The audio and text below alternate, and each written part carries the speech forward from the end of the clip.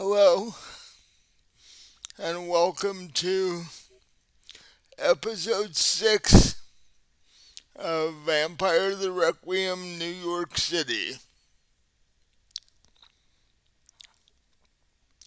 I'm Mike. I will be your storyteller for tonight. Um, I'm here with two players. We're adding a player to the game tonight. So, I will pass it over to them and let them tell you who they are and what they do. Um, and I'll just go straight down the row, so I'll start with Robin. Hi, I'm Robin. I'm playing Winter Jameson. She is a vampire of the Invictus Covenant and Deva clan, and she owns a vampire themed goth nightclub in New York. And then to I'm the Melody. to the side of her, we'll go to Melody. I'm Melody. I play Misty Dragonstone. I am a clan of Ventru, the Order of Dracu, and I'm a horse rancher out of Louisiana. Not Louisiana. Louisville, Kentucky. Alright. So, um,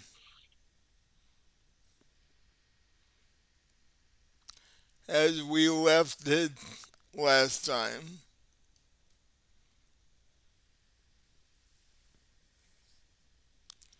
things start the way they usually do. Uh, with it being just after sundown, and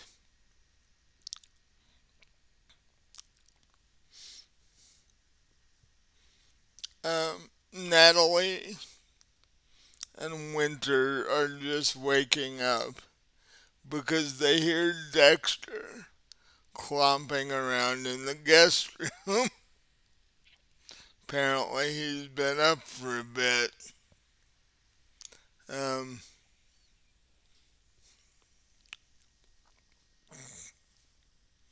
and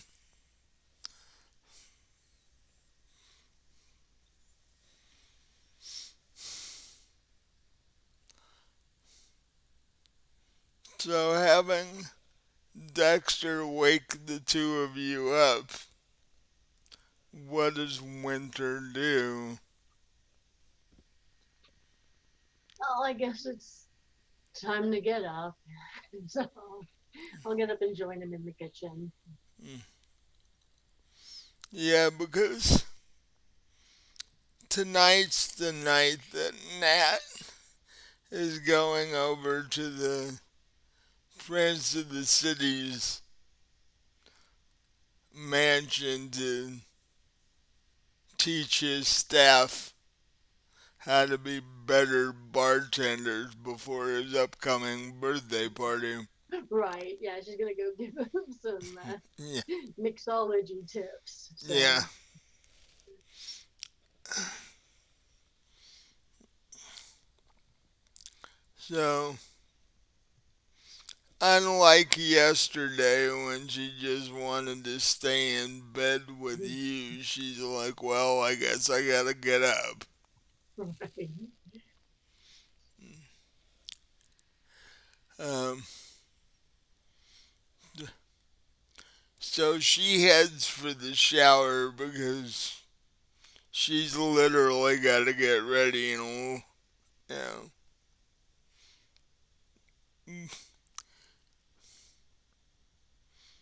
And you guys haven't really worked out how you're gonna get to the club because you usually take Natalie's car.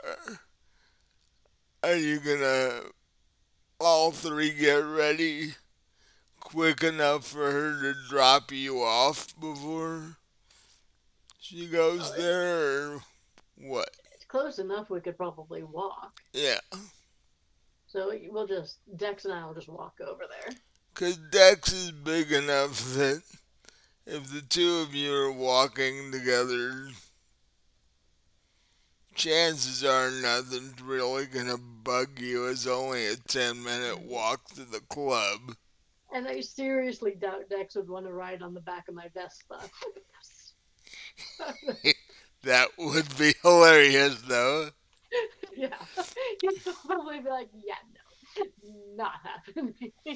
Um, and for those of you who don't know what a Vespa is, it was the first scooter. You see people running around on motorized scooters now. Vespa was the first one. It started out in Europe a long, long time ago. Um, and they are small. Winter probably fits. Dexter wouldn't by any stretch.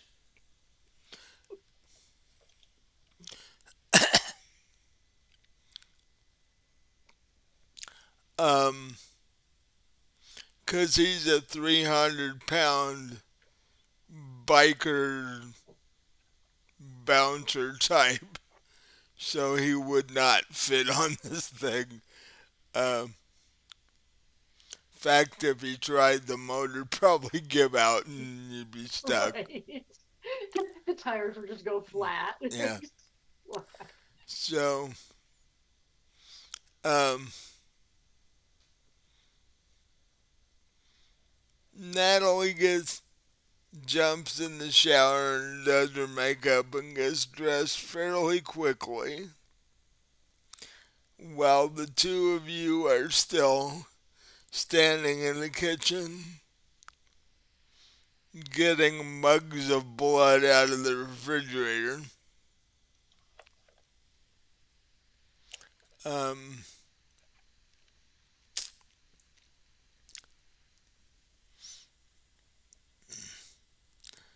Discussing how you guys are going to handle the bar without Natalie being there, being that she's the bartender. Well, she got a replacement. Oh, yeah, she She called in a replacement ca- already, so she got that called covered. in her friend. Forgot about that. Um,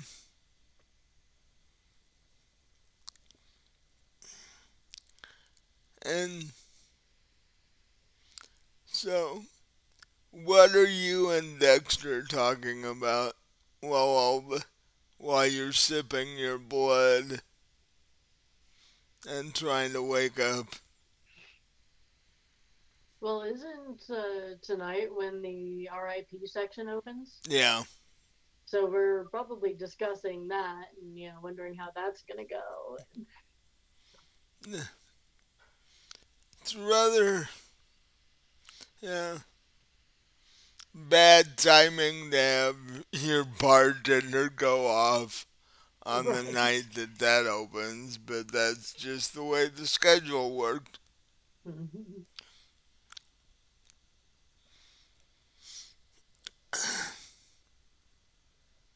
And then Natalie comes out completely dressed. Uh, However, since this is a quote bartender class, she's basically in jeans and a t-shirt and tennis shoes because there's likely possibility she may end up with alcohol spilled on her at some point. Right. So, um, Especially if she decides to get fancy and do the whole bottle flipping thing, yeah, like, the flare bartending. right. Well, I don't know if the prince wants her to go that far. It is his birthday after all. Oh, by the way, the prince of the city is turning 400 years old. So, Looks pretty good for his age, actually. He does really. Um, so sh- she she grabs a quick mug of her favorite blood type out of the fridge. Um, chugs it down because she's got to go.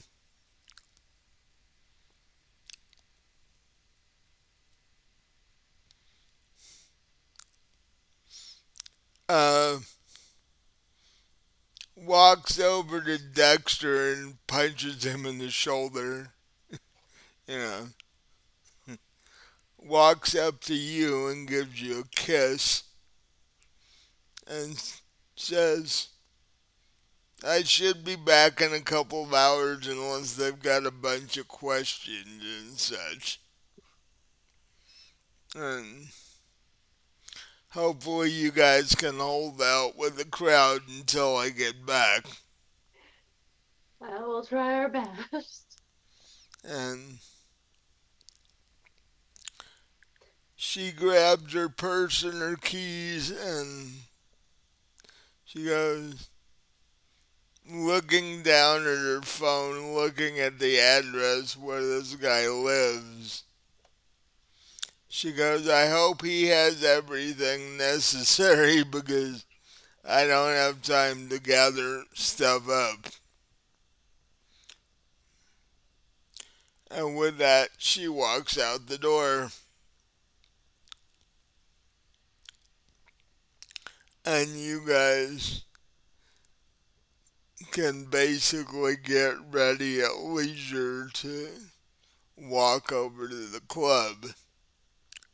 Now, while all this is going on in the East Village, where is Misty?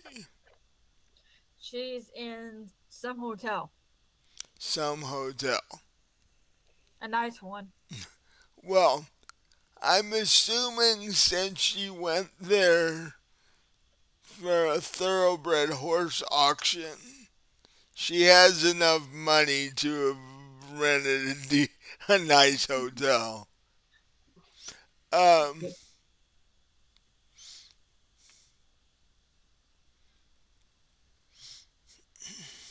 now, you said you were turned once you got to New York. Or shortly thereafter. Yeah. So, did this happen before the horse auction you came for or after? So, kind of during, kind of. I mean, it was like the break.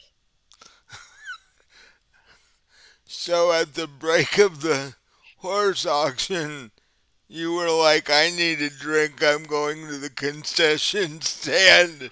And you were, Grabbed and bit. Somebody else there needed to drink too, yeah, apparently. Yes, obviously. different kind of concession It was stand. not. Yeah, It was not exactly some random attack. Though it was some. yeah. It's a vampire that had been stalking me for like weeks. Um, so he would have been smart enough to pull you out of view because Yes.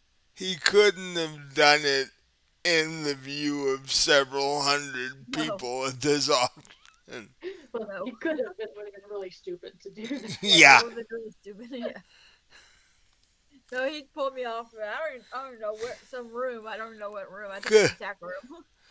Because I'm sure there's security guards and what have you, and cameras, and we're But talking. he was dressed real nicely, so he must have enough money to make him think that he's a horse buyer. Well, uh, but being at a thoroughbred horse sale, there's cameras and because there's Yes. lot of people with a lot of money floating around. Yeah.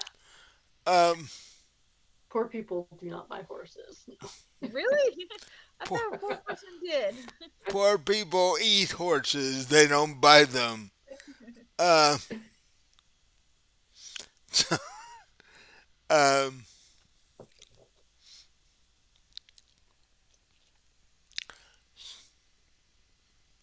so, how long ago did this happen? Just a few days ago?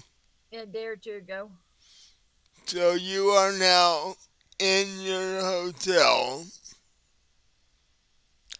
feeling very hungry. Not for food, oddly enough.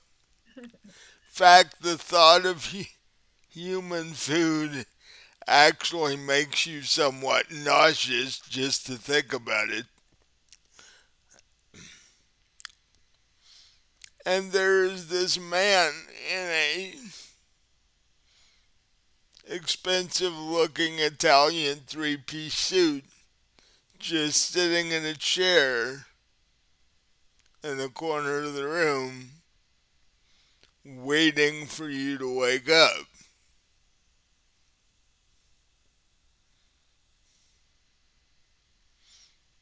And you have no idea what just happened to you. It's like I'm hungry, but food just doesn't sound good. What am I hungry for? So so you actually think you're like coming down with something because the thought of food makes you nauseous.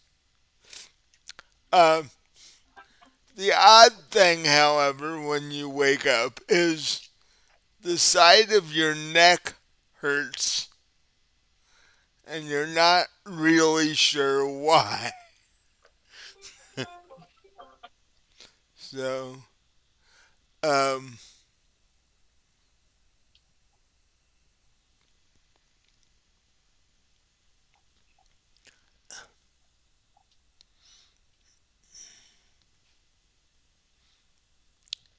and you look over at the man sitting in the chair, and the first the first thing that hits you is the very intense. Just a second. I need to call Diane. Just a second, Mike. Well, while you're doing that, we'll go back over to winter. Um,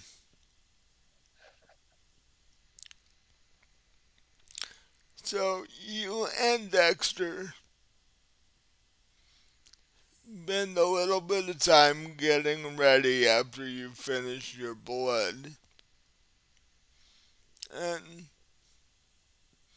you're ready to head out the door and walk to the club.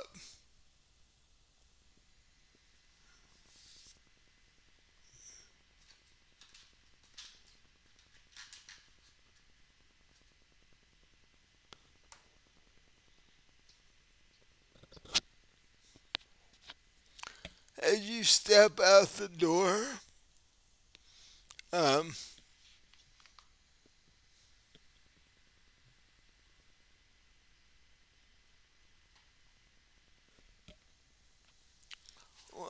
grab the book and turn to the proper page here.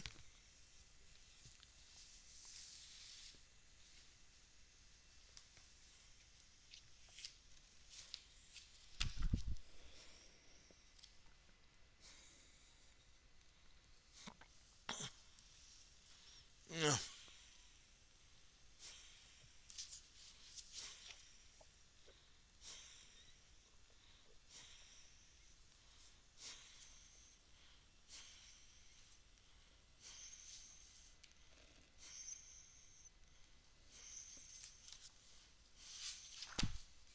There we go.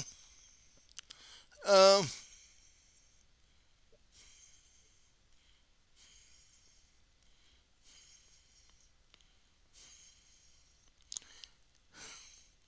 I need both of them, you and Dexter both,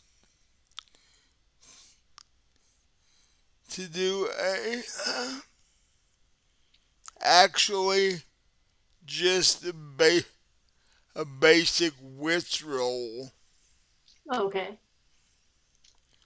Uh, You went.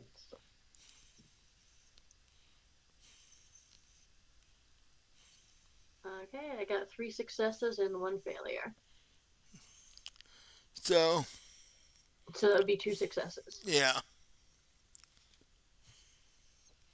Well, the failures only take away if you roll a 1. Oh, okay. I rolled a 4 for the failure. So you rolled 3 successes. Yeah. Okay. At that point, Dex doesn't even need to roll because the two of you step outside, and the first thing you see is like half a dozen of these green robed men just sort of standing in a circle having a conversation with each other. They don't see us, do they? I will find out. I sincerely hope they don't, Um, because that was bad. well, they don't even need to see you. A vampire can smell Oh, they can another smell us. vampire across the room before they even see them. That's right. I forgot about those. So they immediately turn, and all 6 of them see the two of you,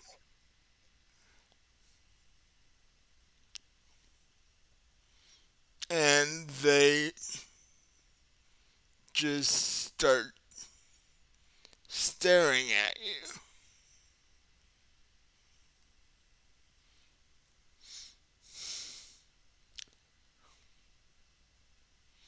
And then the one that seems to be the leader holds his hand up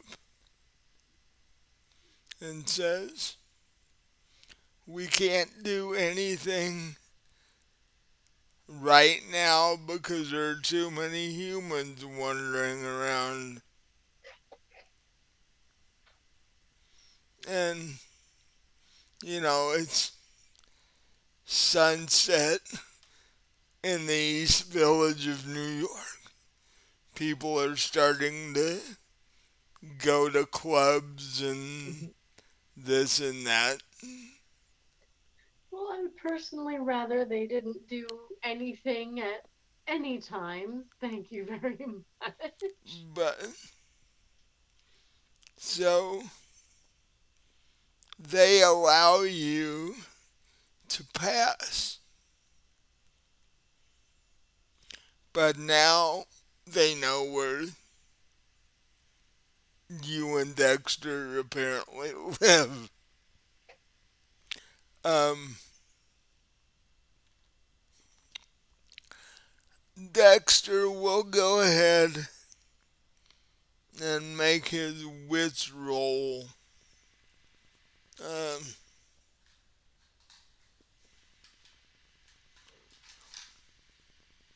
we'll give Dex.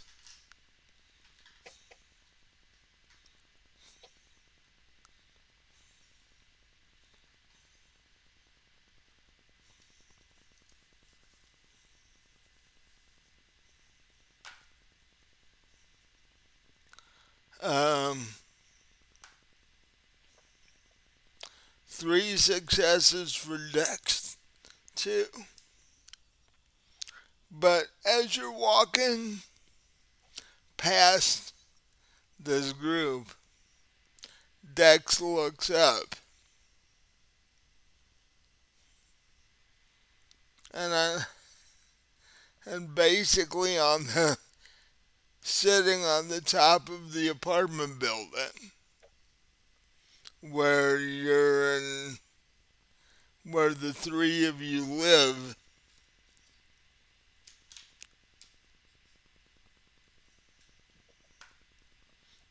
There are three of these owl-shaped Strix creatures just sort of sitting on the edge of the roof of the building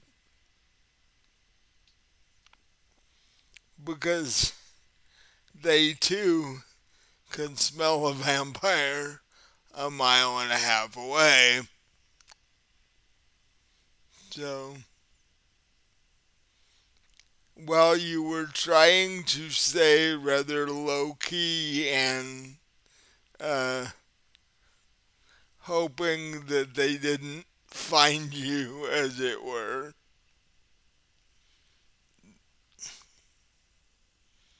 those two groups have now found you. Yeah, we're gonna have to give Nat a heads up on that when she comes back to the club tonight, because she lives there too. So we Yeah. just kind of give her a heads up on that. And I hope someone cleaned. The city needs to be cleaned up. That's all I can say.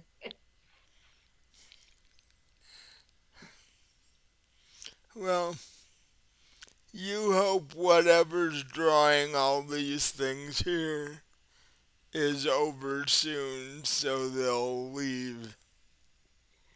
Right, without bringing about the end of the world, of You course. I know, mean, which is 50-50 at this could point. be is a very possible side effect. Um, so you guys are able to, without any other distraction, make it over to the club. And Natalie's replacement bartender is standing outside the door waiting for the two of you to show up. Dexter turns his key and the three of you walk into the club and start getting things ready for the grand opening of the RIP room upstairs.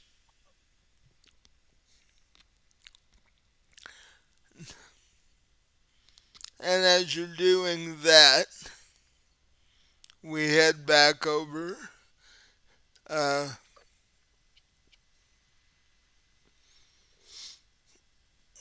to the Brookshire Hotel in closer to downtown New York City.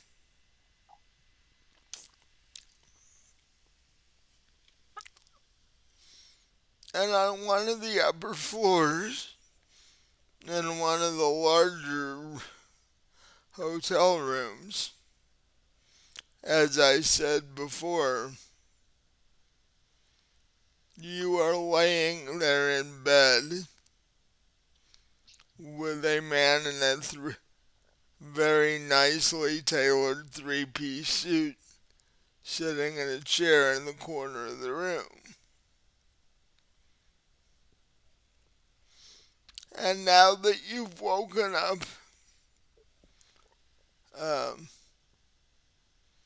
pretty completely, you're still slightly groggy, but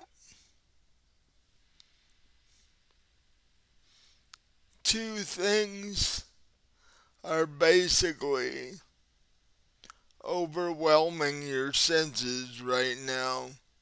One is what you're smelling off of the guy sitting in the chair in the corner, and two, this growing need for food. or at least you think it's food.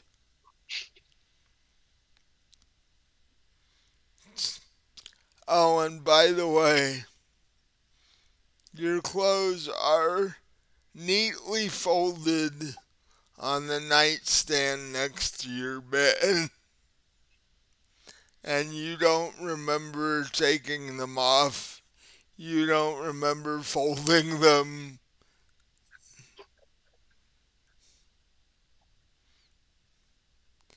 You remember, the last thing you remember is this very strange sensation of somebody biting you, and then everything went black. So,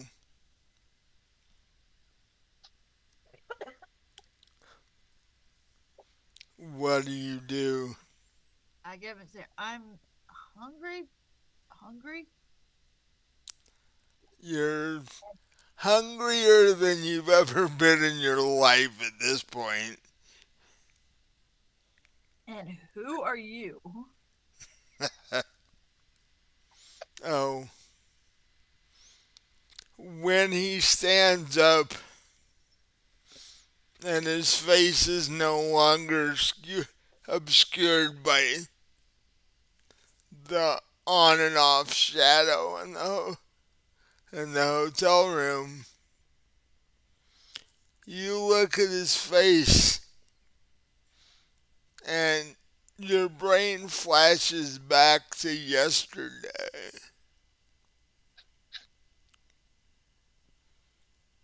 The person who you were apparently with,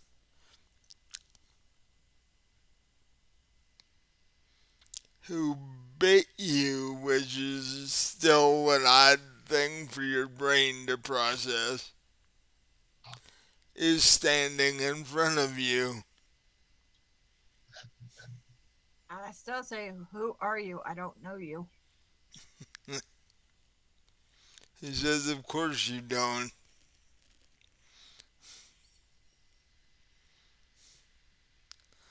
My name is Carver Jackson.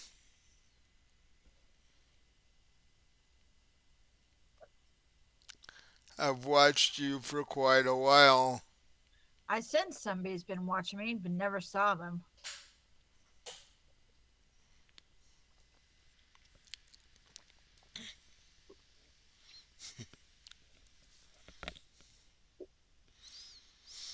I only thoroughbred ranch next to yours.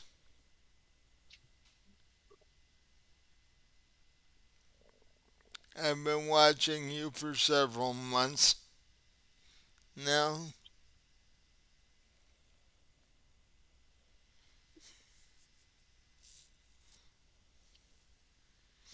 I had to wait until we weren't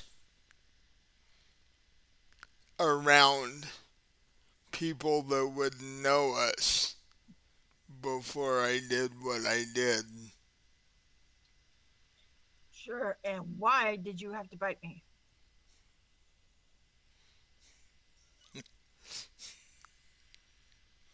Food.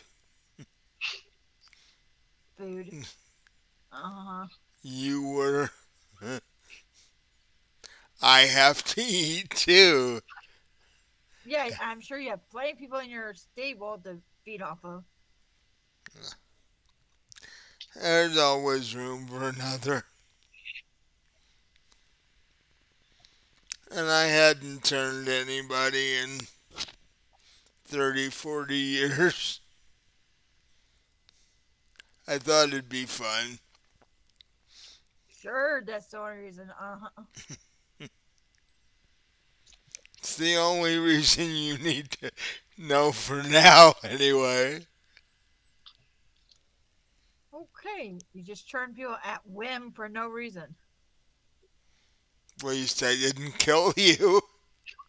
True. Could have done that. In fact, if you don't feed soon, that will in fact happen. What So, did you turn me into?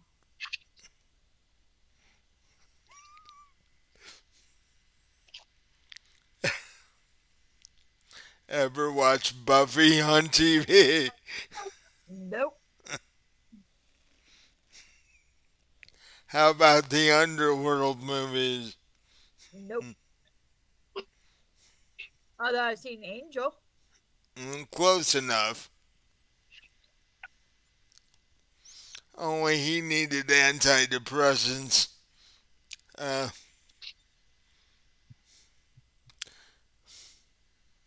but uh, you're basically him. Okay. Jeez.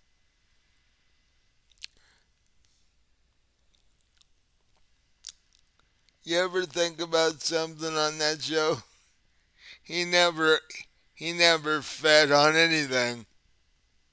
Yeah. How did he survive? Uh, but in reality, if you don't eat within the next 24 hours, you won't survive either. Well, I'm gonna bite you.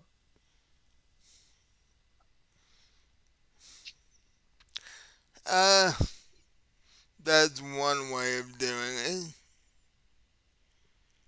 The other way is we find some poor unsuspecting hotel employee and we both have breakfast. I think you've had enough to drink. You had me. Oh, lesson number one, you have to feed every day.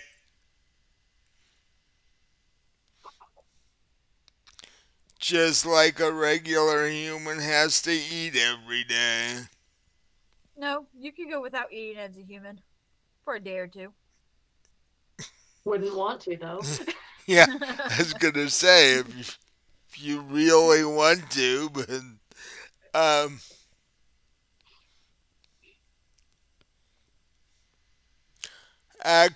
he says actually, when you're first turned, your your first feed is generally off your sire that turned you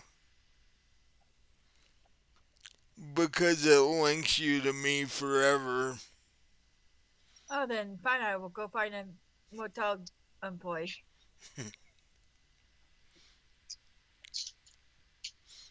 Well, I would advise if you do that. I would advise you to bring them here because you don't know what you're doing yet.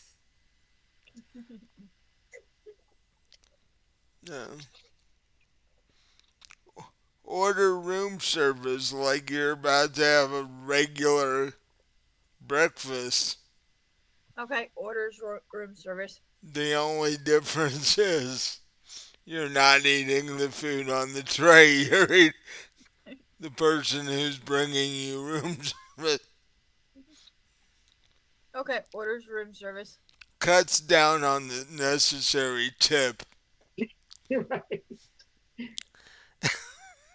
So, okay. So, you call downstairs and order room service. And while you're waiting for room service, you actually attempt to get up and get dressed. Um, give me a dexterity roll. How many dots do you have in dexterity? Let me check. Where's dex? Two. Roll two dice and tell me what you get. Bear Okay. with bear with us a little bit here. This is Melody's first game, so Where D10. what? D10. Yeah, two of them. 8 and 7. So you got one success out of that. 8, 9, and 10 are successes, and everything else is failure. If you roll a 1, it subtracts one of the successes. If you fail complete if you fail completely and don't have any successes, you can opt for a dramatic failure where something really bad happens, but you get a beat for it, which is part of your experience. So, but you get one success, so you are able to stand well enough to get dressed before the um, room service comes. I don't know what they call the staff that brings room service these days. So, Me either. but so you get dressed and you're basically talking to Carter, um, waiting for room service, and he is explaining to you all, or at least trying to explain to you all the things that you need to know now that you're a vampire. One of the larger things is known as the masquerade, which is you try to blend into society as best you can so that the humans don't realize that the things they watch scary movies for and have nightmares about actually do exist under their bed. They just don't know it.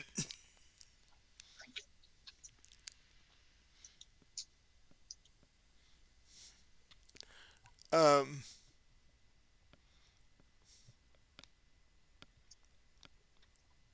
and within a few minutes, there's a knock on the door,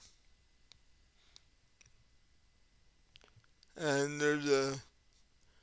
small, there's a, I won't say small, but a bit high pitched male voice that calls through the door. Did you order room service?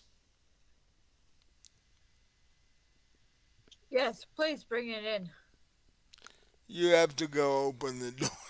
Oh. Alright. Yes, I opened the door. Yes, I did. Come on in. So he has a cart with a closed tray with all the stuff that you ordered for breakfast. And he sort of sits in the middle of the room and he says, I hope the food is to your liking, ma'am. And he's sort of offhandedly waiting for a tip because people normally tip for room service.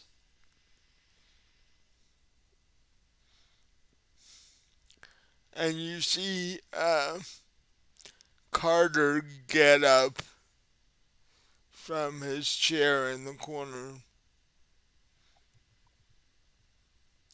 and slowly walk over to the for lack of a better term, I'll call him bellhop. That's what they used to call him. No bellhops are the ones that brought your suitcase up to the room. And Carter basically looks the guy in the eyes, and the guy, and he says, "You look tired. Come over here and sit down on the bed for a minute while I get your tip." And the guy does this. He just sort of sits on the bed, half slumped, 'cause suddenly he is very tired.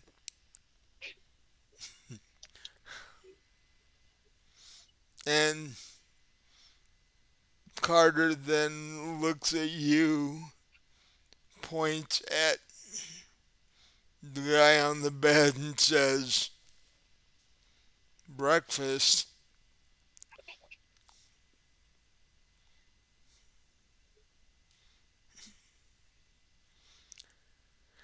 And then he goes, "Would you like me to show you how this is done?" I say, I say yes. Okay. He walks over, looks at the man again, and strangely enough, the man tilts his head to one side.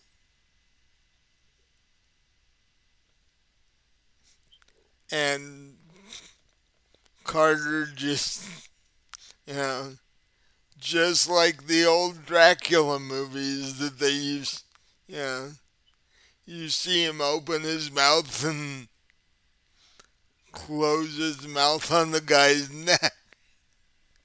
And about 5 minutes or so later, he opens his mouth and uh, you can see blood on his fangs and really nothing to it, actually. Uh, but then again, I've been doing it for 50, 60 years now. Um, you can try the other side. Although, one hint, don't take too much initially because you really don't want to accidentally kill him or turn him. So, But why not? It would be a play toy. um, to turn somebody, you generally have to get permission from your covenant leader. Oh, did you get permission to turn me? Yes. Like I said, I've been following you for a while now. This was not a spur of the moment thing. Hmm. Okay. So I look at him and try to get him to turn his head the other way. Yeah. Well, Carter looks at him and he does that. Um, he's like, "There you go." Okay. And opens my mouth and bites into his neck. He says the telepathic stuff is a skill you'll learn eventually. Um, so you feed on him for about 5 minutes, just like Carter did. And when you're done, he basically falls back on the bed and passes out. He's lost enough blood in a very short amount of time that he's like out. And you are no longer hungry. In fact, you feel more energetic than you have in decades. It's like you never felt this good when you were human. So,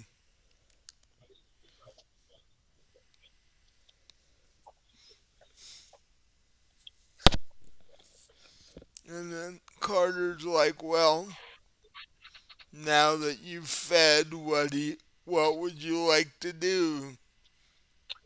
We, I don't know. Go see the sights at night.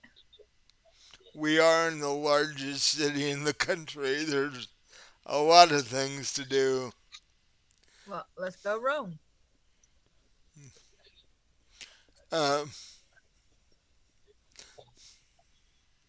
so the two of you walk out of the past the front desk of the hotel after you've had time to clean up and get dressed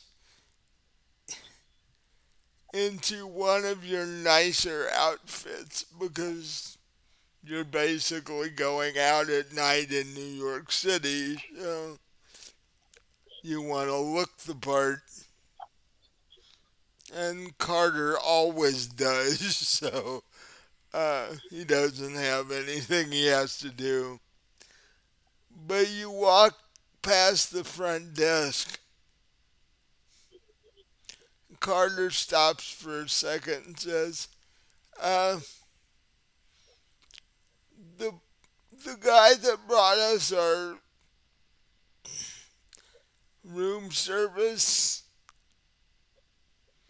I think he's ill because he literally passed out on the bed. Um,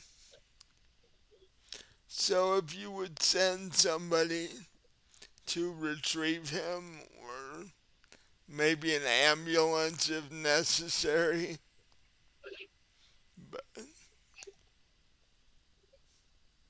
he's un he's currently unconscious up there. So, and with that, the two of you walk out of the Berkshire Hotel, and you are literally 3 blocks away from the Empire State Building in downtown New York City.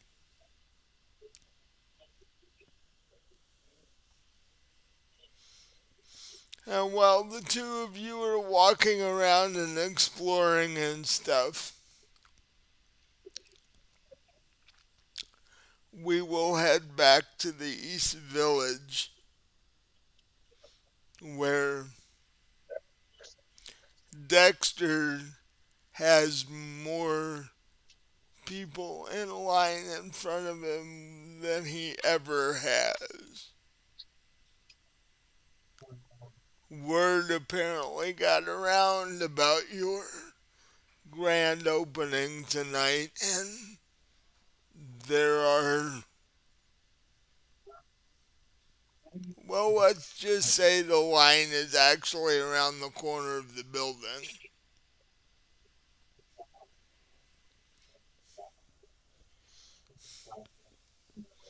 Um,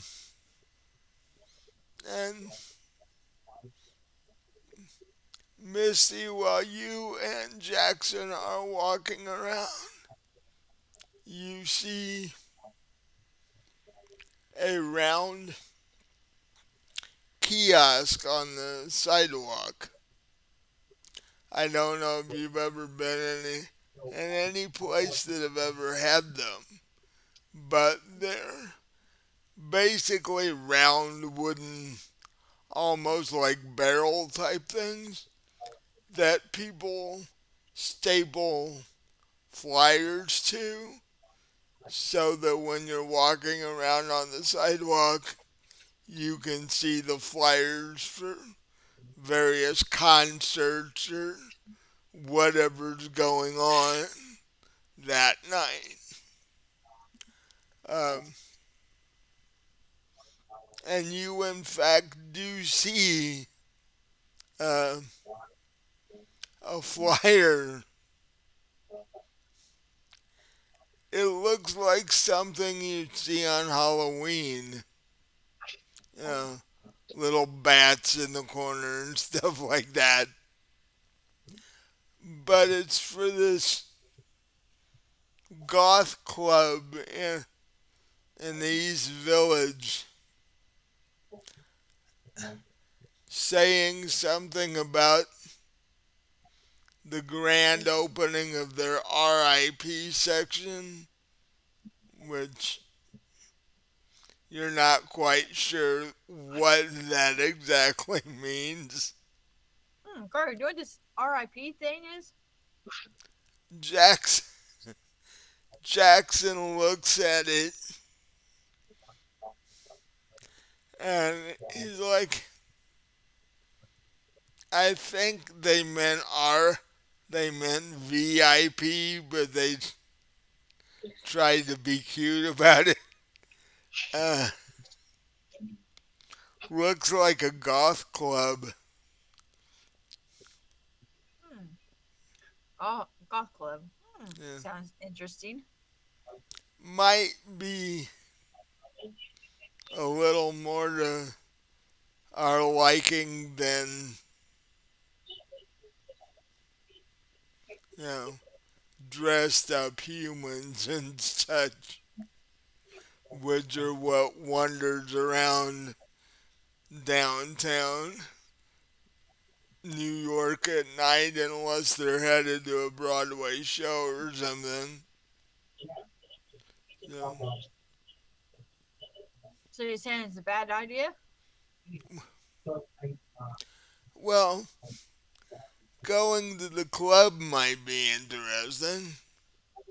Um, walk, just generally walking around here might get a little boring after a while. Okay, let's go check out this club. So he actually stands on the sidewalk and hails a cab. And within a couple minutes, you guys are in the back seat of a yellow cab. And you give him the address to the club. And while there's a bit of traffic that slows you down, which there always is in New York City, um, you get there. And Carter pulled the 20 out of his wallet and hands it to the guy, and the two of you walk away before the cab drivers even got a chance to make change or anything.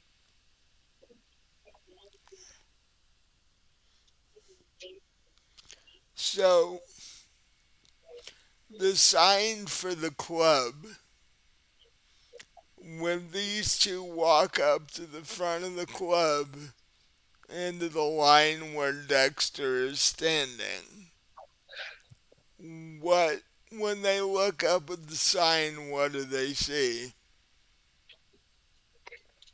Well, the sign is a big open mouth with fangs, and there's a bat right between the fangs, and the name on over the top lip arch it says fangs for, and then everything is underneath the bottom lip. So the name of the club is Fangs for Everything. Yeah. And you find that you are in the back of quite a sizable line, being the grand opening. So, uh, you think to yourself that this many people, it must be a pretty decent club for this many people to show up.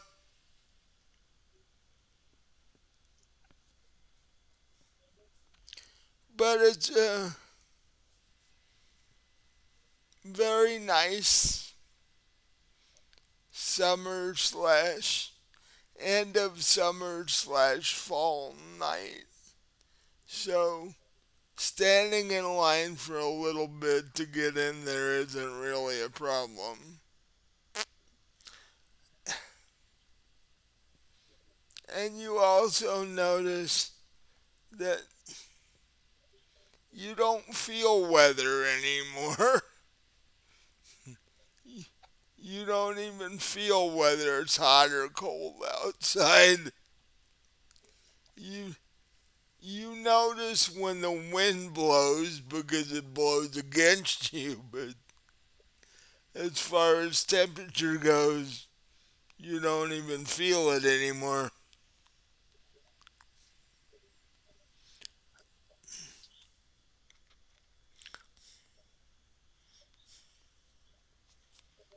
And after a bit, you're actually able to walk into the club. So when Carter and Misty walk into the club, what do they see?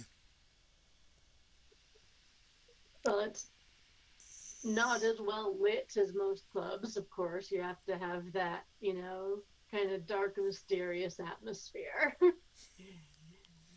um, there's a relatively good sized dance floor. There's a few booths with, padded padded benches, and the tables aren't very big. They're kind of small round tables in front of the benches, and the standing beside the bar and holding the alcohol is there's a coffin standing on end with shelves in it that has alcohol bottles in it. And there's, of course, hanging from the ceiling are several rubber bats, like you buy for Halloween. Right. And there's like posters from various vampire movies on the walls, of course. New York City'd be the place to find those, especially if they're actual mm, movie posters they used in the movie. Those can run into some money. Um, and the place is literally full. What what music uh, playlist are you going with for your grand opening tonight?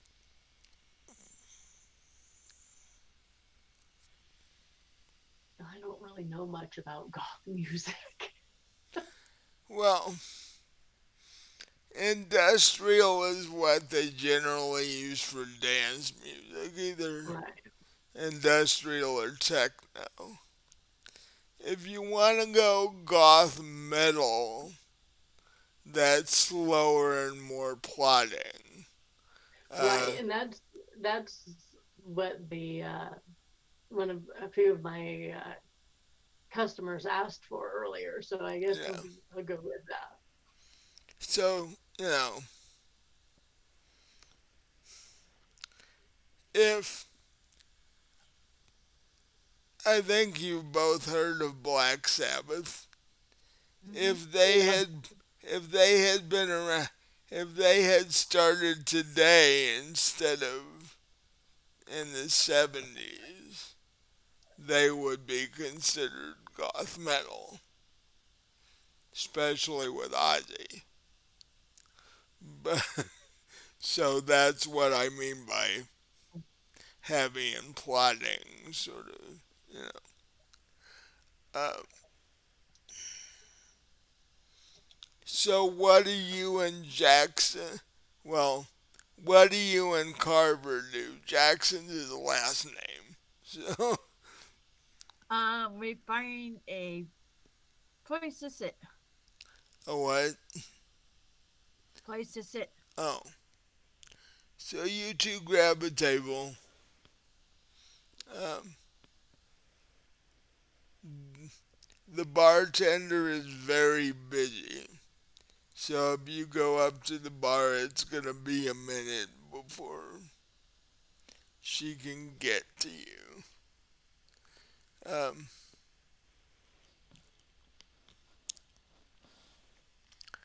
and with that, we're going to cut just for a tiny bit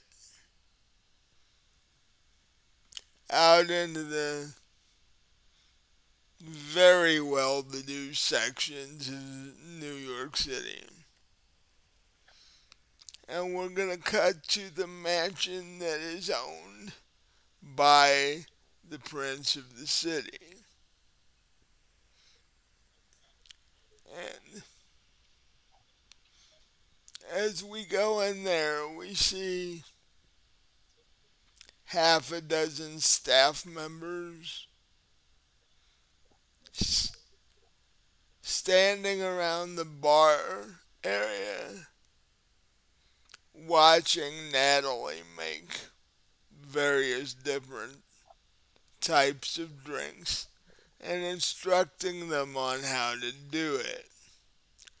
They each have little notebooks in there. Every time she talks about a new drink, they start writing notes and stuff like this.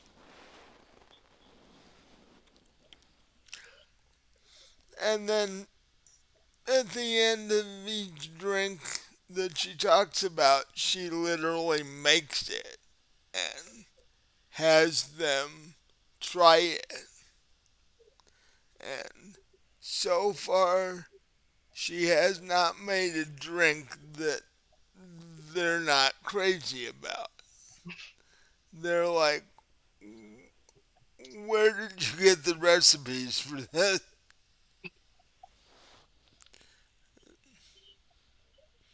And she's like, I've been all over the place. I've got recipes from everywhere.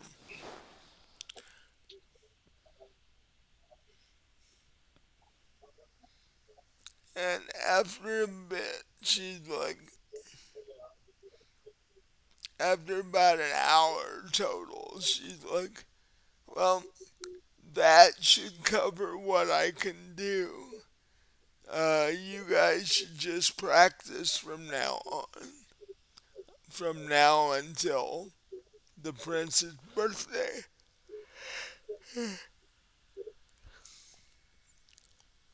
And they all clap, and the prince walks up and actually takes a drink of the last drink that she made, which is a blood orange vodka. So it's a vodka, but it's reddish color. And he's he picks it up and looks at it and takes a sip of it and says, "That would be quite appropriate for my party." Uh,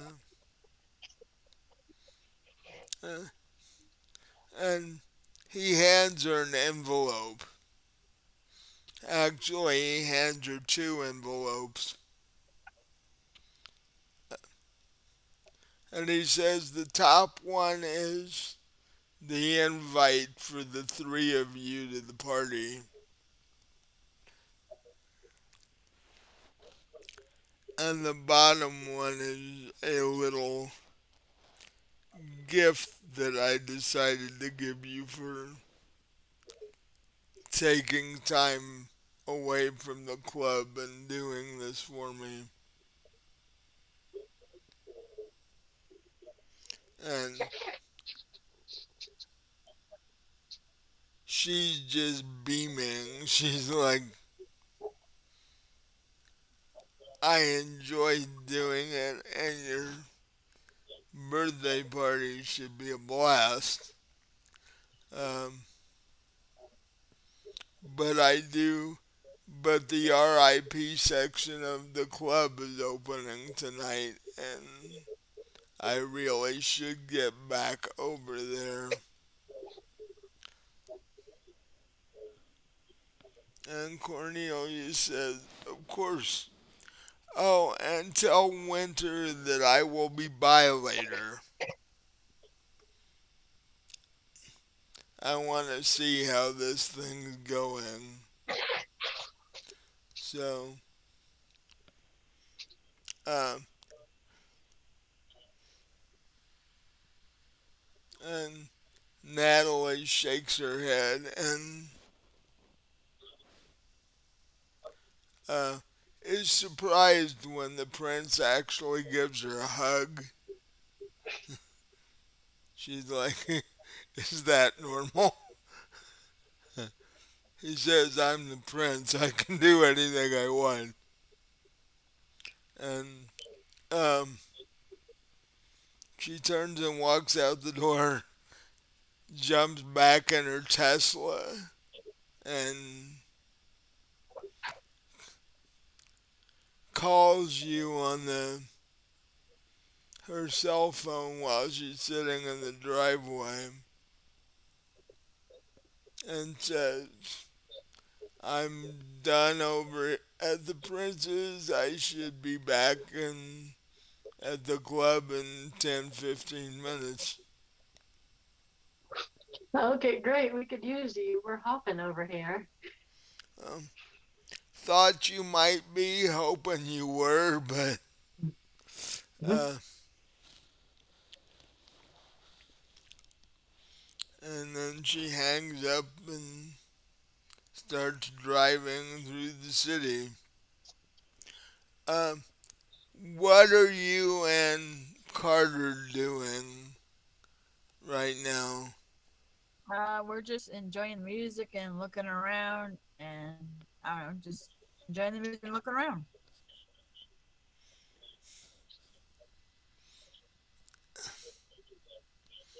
So when Misty and Carter um,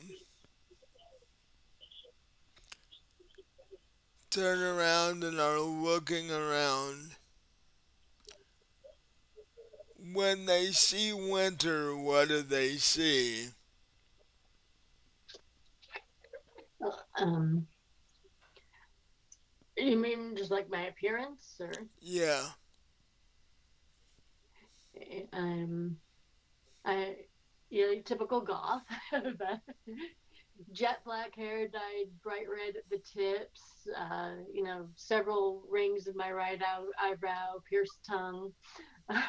The full dark makeup. I wearing a pair of like skin tight leather pants and a black tank top with little multicolored bats all over it. uh, Knee high leather boots. okay. And you see these two people at this table, at this booth, who are, they actually look like they're dressed to have been downtown. Yeah, Carter's Mm-hmm. in his Italian three-piece suit.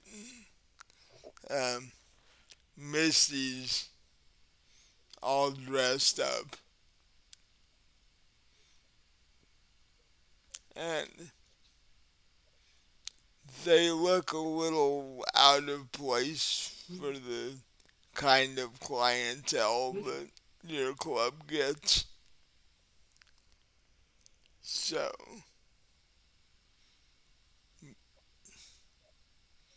do you come over and investigate, or you just... I'll come over and introduce myself as the owner of the club, and I'll say, I haven't seen you guys here before. And then I'll look at Misty and kind of lean close and say, you're very new, aren't you? I I go, can tell. yeah, I guess. Well, yeah, because the three of you immediately smell Mm-hmm. And I can vamp. tell she has Yeah, not been one of us very long. And no. it's like, you're You're new. In You can tell you've fact, got that fang over look about you. in fact, neither one of them brushed their teeth before they came out. So when Carter takes your hand and smiles and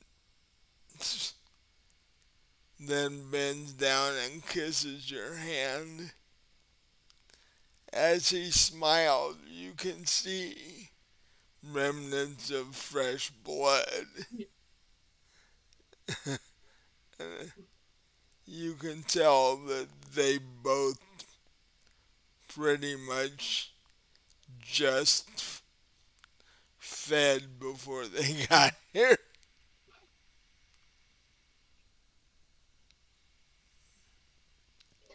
And then I'll ask her, "Is this your sire?" Uh, yeah, I guess. Yeah, it would be. There's no I guess to it. Um,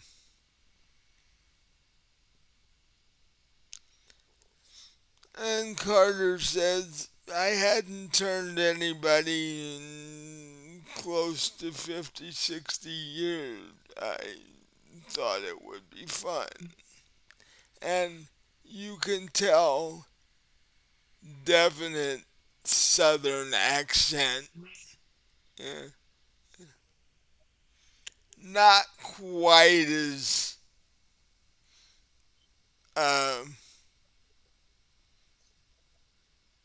deep as your gangrel priest friend that you're, which he is, by the way, there.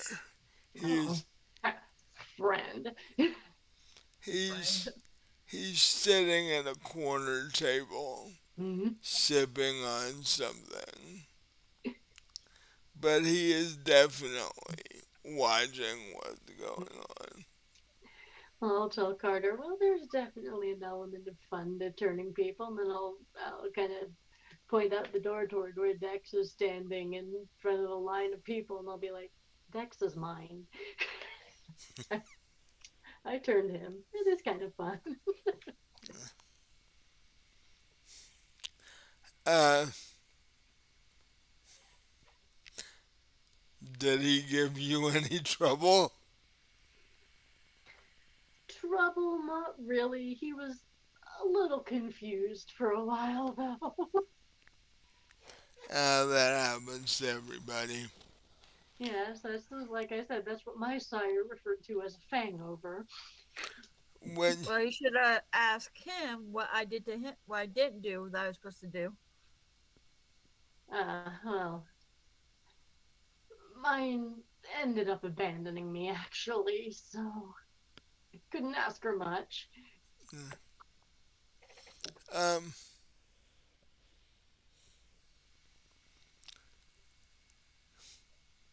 Carter's like, everybody has a bit of an issue when they find out they're dead. You know, it's a bit of a shock for everybody. Yeah, Um, and the whole realizing that your diet has changed thing is a little weird too at first. Oh yeah, I realized that. First thing when I woke up. and Carter, with a bit of a laugh, goes, I hope somebody helped that poor bellhop guy we left in the room when we left. Was he a few pints low? Yeah, because we both fed on him, and shall we say it was a bit traumatic for his system, and he passed out. Yeah.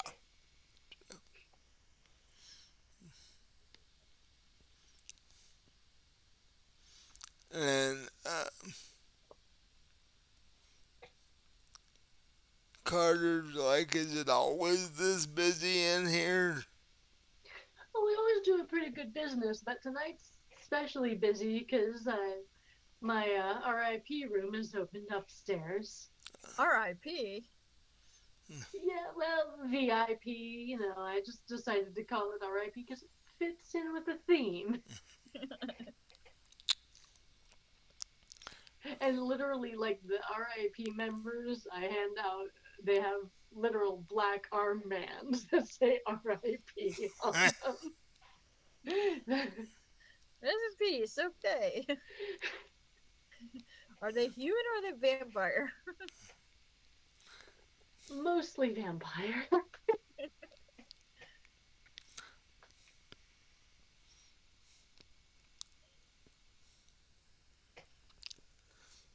And about that time, Tanner walks in the door. Uh, he just sort of stands in the doorway for a second, uh,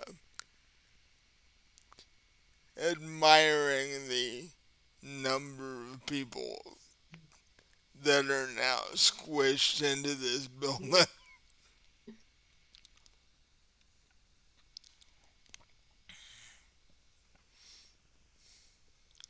he wa- then he walks over to you and says, "Looks like you're having a nice grand opening."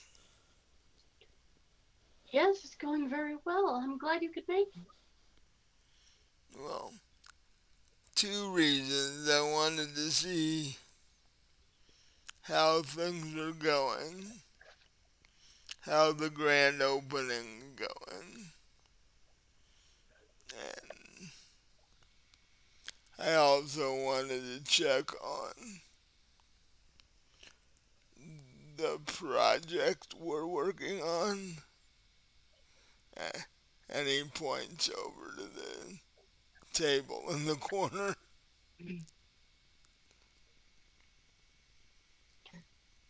So I'll excuse myself from Carter and Misty, and I'll walk over to the table with Tanner.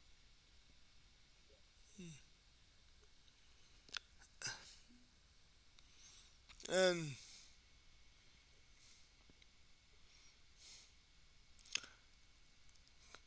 Carter leans over to Misty and says, "Well, first off, you don't introduce Tanner to the two of them. You, you just, Oh well, yeah, I'll introduce him as the Invictus Wrath and yeah.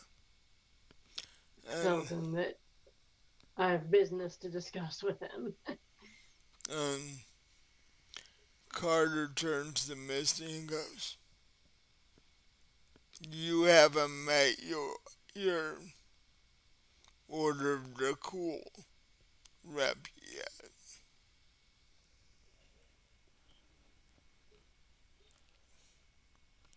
'Cause I don't think he's in New York City currently.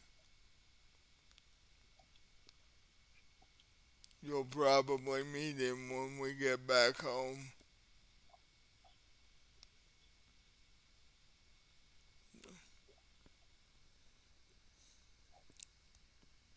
Okay, Carter. And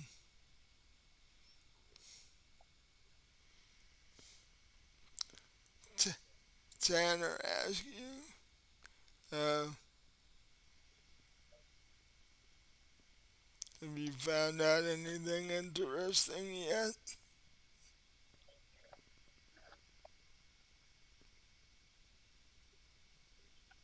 Oh, I haven't actually had the chance to speak with what's his name?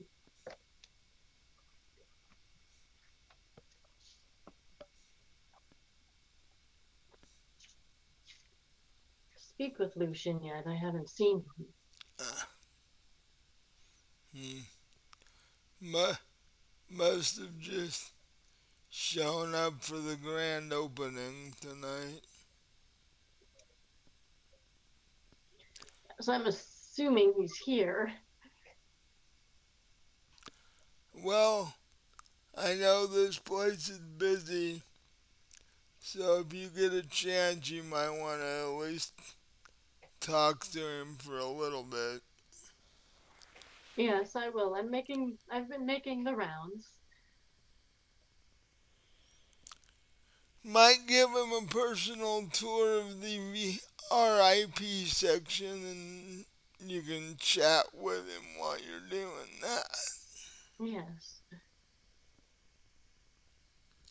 Um,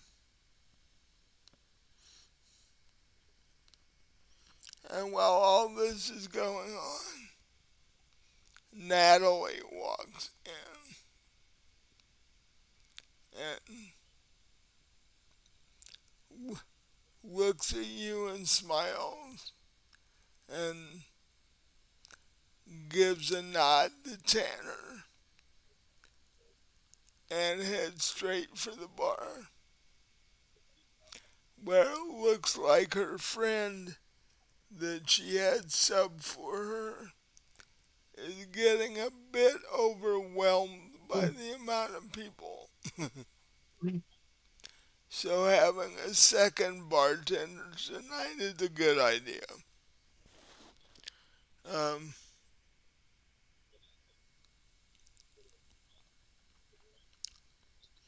while all this is going on, what do you and Carter decide you want to do? Um, I said I'm thirsty. Okay. Actually, So can we take a break? I, Is that w- for you? I was just thinking that it's about 9 o'clock my time. Yep, it's 9:02. So So, so we'll uh, take a 20-minute break and then we'll get back into this with you and Carter going up to the bar okay. to get drinks. Um, so, so we will see you guys. It'll be 20 minutes for us. It won't be that long for you guys. But,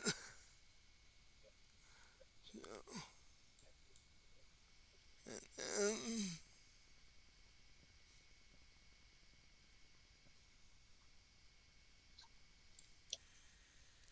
hello and welcome back to our episode of Vampire the Requiem, New York City.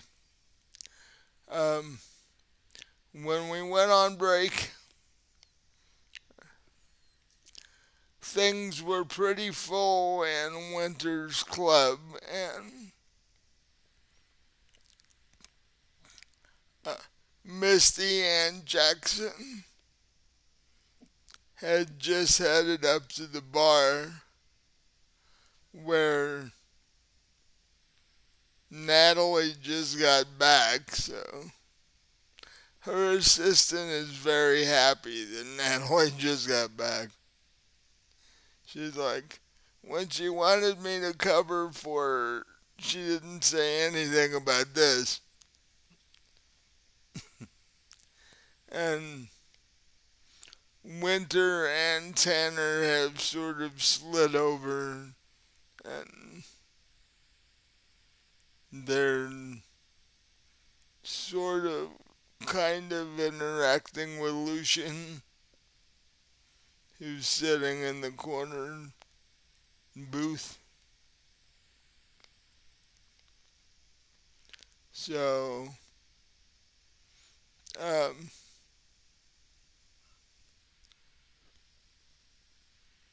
Misty and her sire Carver Jackson are standing in line to get to the bar. it's gonna be a minute. So,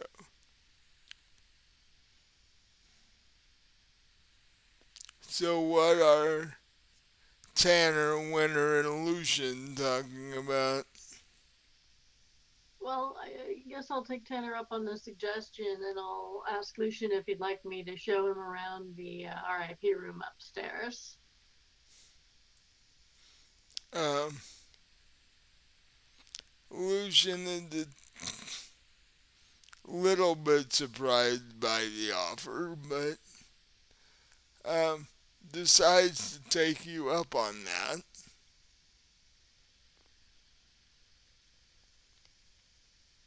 Well, I mean, I kind of wanted to show him anyway because he's got money, so I figure if he'd probably be interested in becoming an RIP member. So Possibly. So you ta- you suggest this to Lucian and he accepts. And Tanner says, while you're doing that, I'll go check in with Dexter for a minute, see how things are going in the line outside.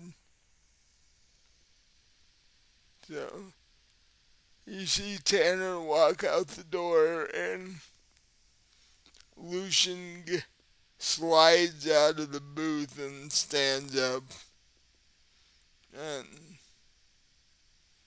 you take him upstairs to what used to be your old apartment. Um, and now it's all decked out in purples and reds and blacks, and there's blackout curtains. And, uh, did you ever uh, clear with Tanner as to whether you could have uh, the feeding room, yeah, yeah.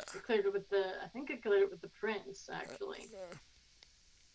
So there's actually a couple of, they look like really early 20 somethings in there. Um,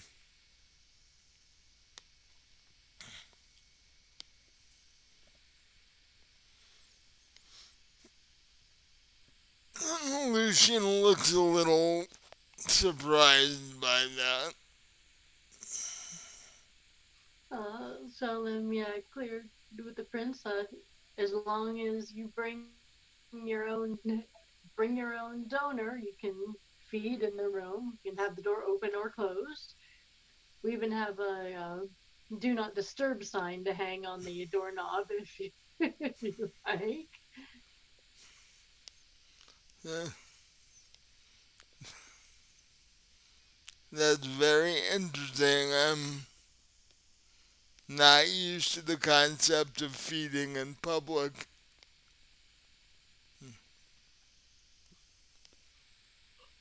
And there's various bottles of alcohol. Um, the RIP section has a separate stereo system, so you can have different music playing upstairs than what's playing downstairs. There is a dance floor, but it's somewhat smaller than the one downstairs.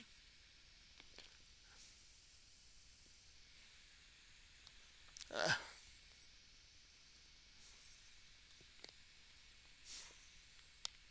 have you set your RIP section prices as of yet? How much memberships are going to be and all that stuff? Yeah, it's a 250. $250, not Uh, $2.50. 2050. for Dang, they could be part of that. No, 250, and it's for unlimited membership. is that for a year? Yeah, it's for a Okay. year, and they can come in as often as they want. Drinks are included, of course. So, um, I'm assuming you told Tanner this, Yes, yeah. and in fact, Tanner was your first membership. Um, Natalie and Dexter would be members, but they're working, so Yeah, they gotta work. uh,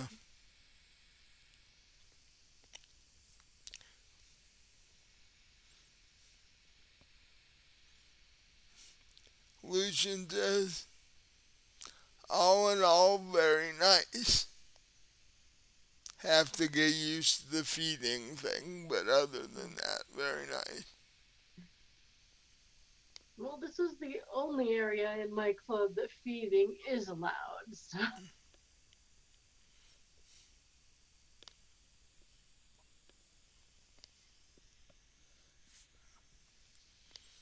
And so while you're showing Lucian the various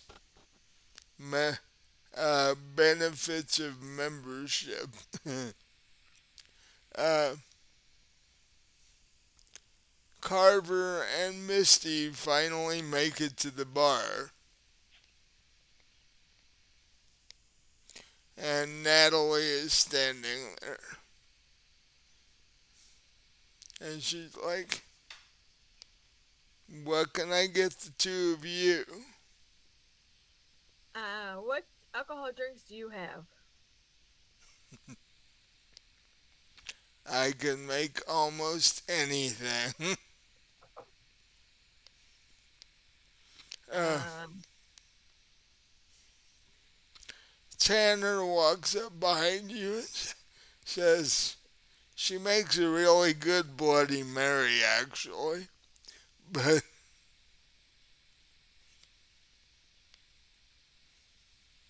okay, I'll take a Bloody Mary.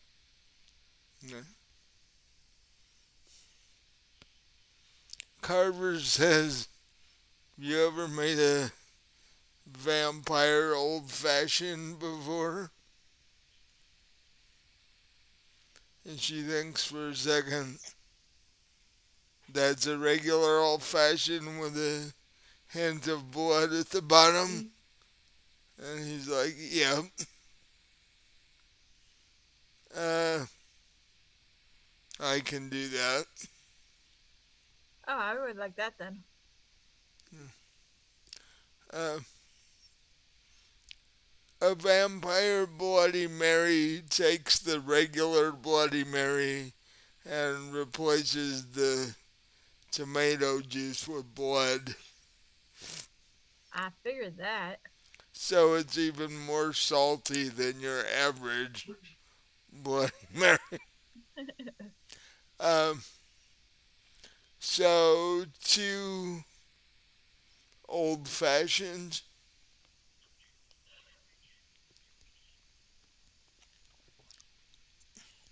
Yes. and Carter Carver puts his credit card on the bar. Might as well keep track of all my expenses, you know, credit card points and such. Oh, so I can run it up, can I? What? I said, oh, so I can run it up, can I? He says no. Wait, you own a horse ranch. You gotta be rich. That doesn't mean I go around blowing large sums of money in New York City. Oh, so you didn't come here for the horse auction? No, I came here to do what I did. I have plenty of horses.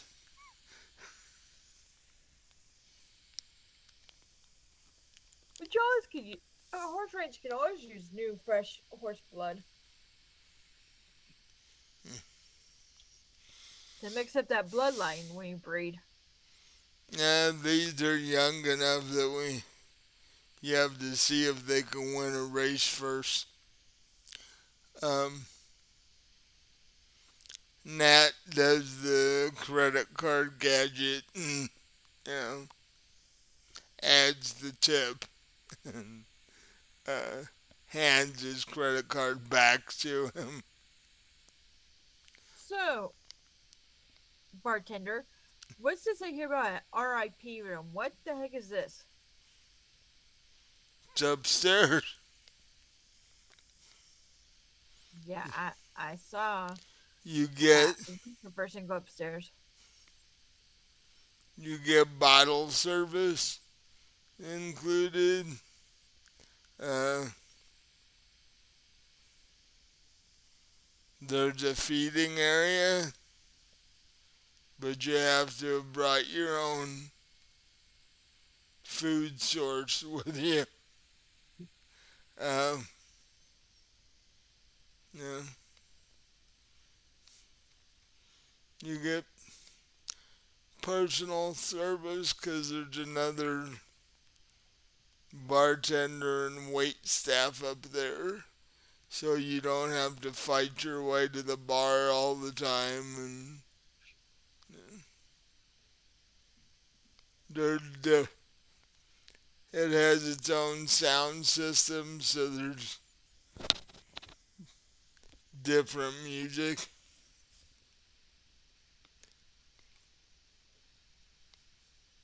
Okay. and And all. have And what oh, go ahead. I said, and all for the very low price of $250 a year. Oh, that's low.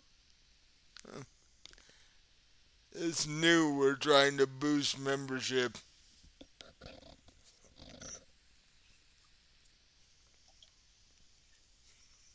Hmm. Well, it depends on how often we would be in New York. That might be worth it. What do you think, Carver? Mm, how many auctions a year are there in New York City? Well, there's races, there's auctions, I know there's a couple of rodeos every year here. there's auctions. I mean, Eh, if you came here 5, 6 times a year, it might be worth it. oh, I think we definitely can do it at least 5 or 6 times. Okay.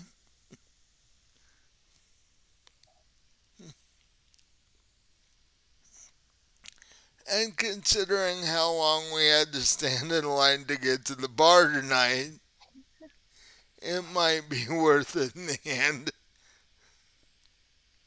So, No, it's the fact of finding someone to bring for our own food might be a problem. eh,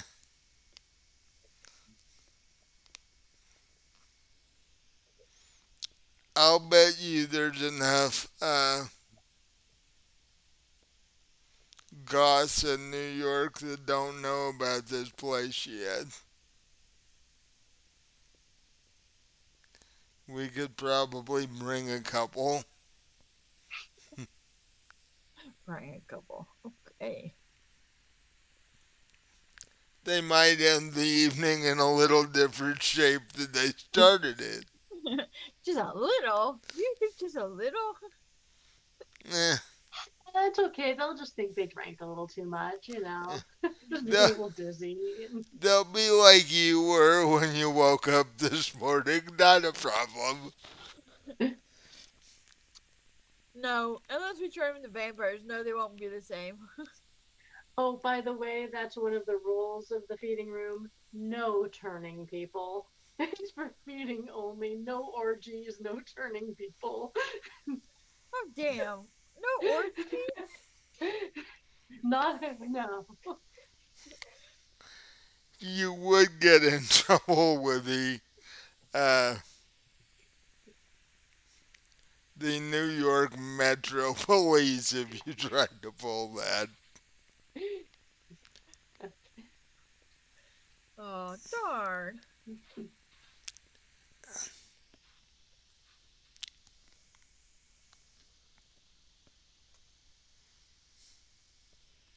And So bartender, how often do you have humans actually come in this place? you talking to the bartender or The bartender, because we're still at the bar. uh, Natalie says there are humans in here every night. It's probably about what 10% of the people that walk in the club. Okay. So I could just bring some goth people in here and they would think it's normal. Yeah.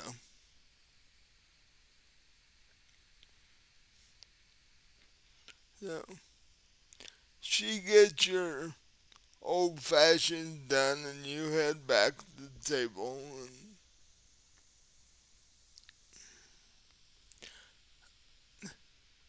did you,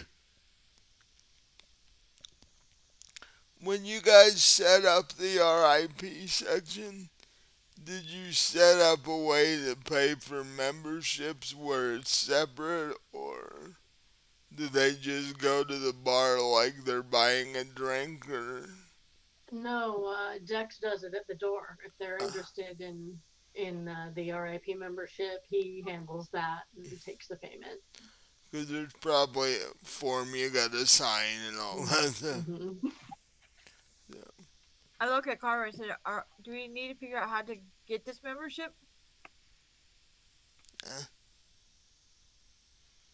I'm sure we could deal with enough business in New York City to make it worth coming here a few times a year.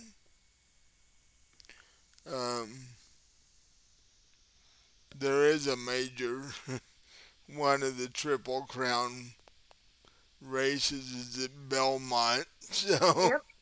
Yep. um, and he says, "Wait here just a second. I'll go back to the bar and ask her how we do this." Okay. And he actually finds a second where there's not six people lined up at the bar. And he asks Natalie how you do it, how you get your membership, and she tells him about Dexter. He comes back and sits down and says, apparently, there's a short form to fill out, and um, the quote bouncer outside takes the membership payments.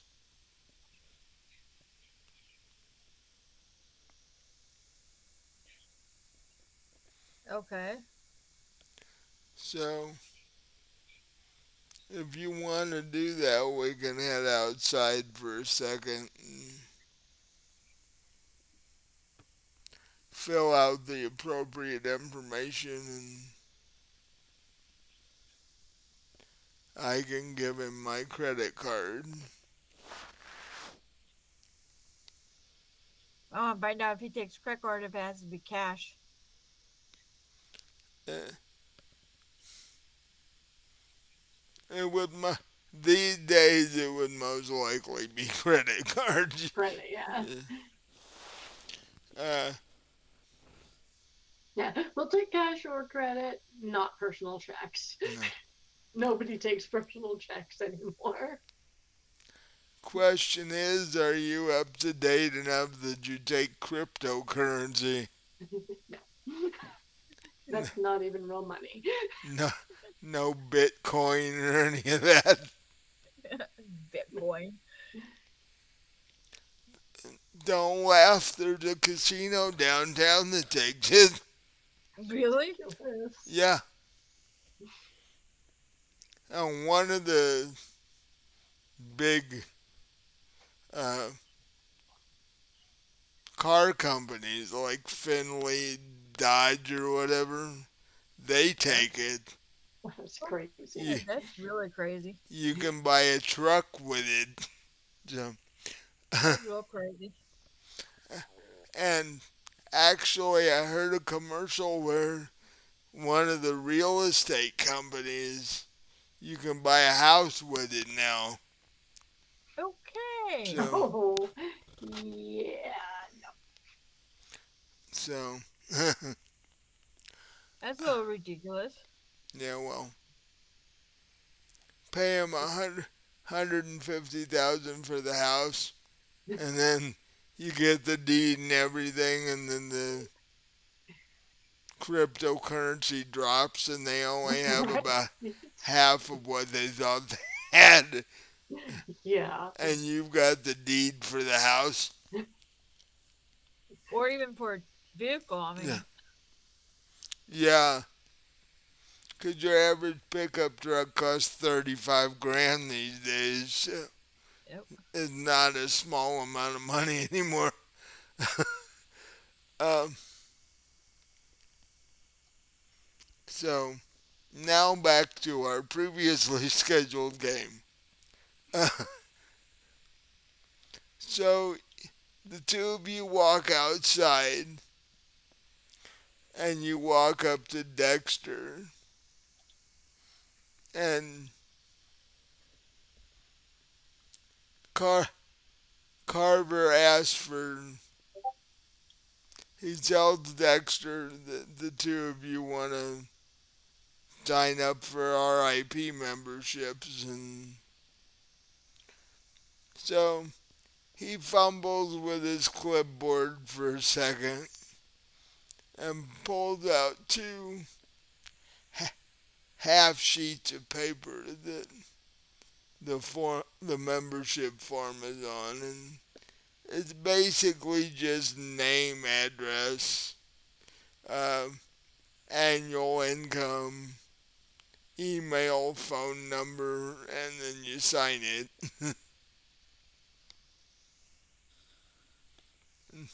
And then there's the box you gotta check saying that, you won't break the rules of the club, and if you do, they have the right to toss you out. Keep your membership fee and all that.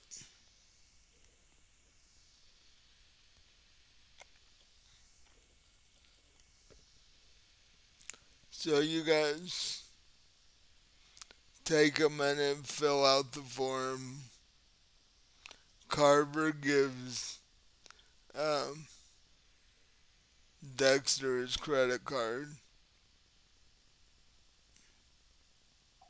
And then his credit card machine is his iPhone, which you can actually do now. So he does that real quick, hands back the credit card, and suddenly on your phone and on Carter's phone, an email notification shows up saying that you just paid $250 for club membership, and shows the date and all that. So you two are good to go.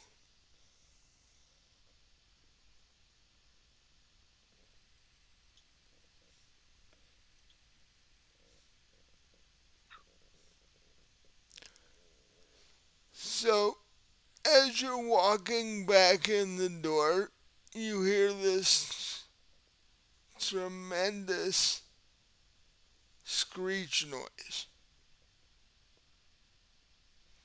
I mean, it's loud enough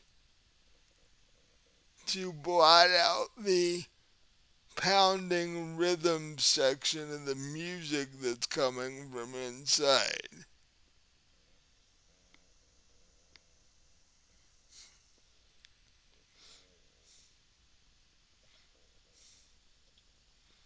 Are you going to turn and look and see what it was? Yes.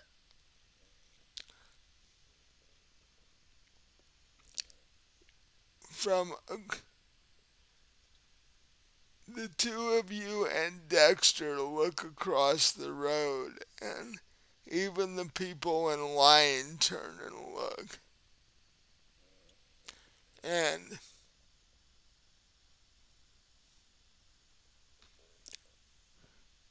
the two of you don't know what you're seeing, but Dexter does.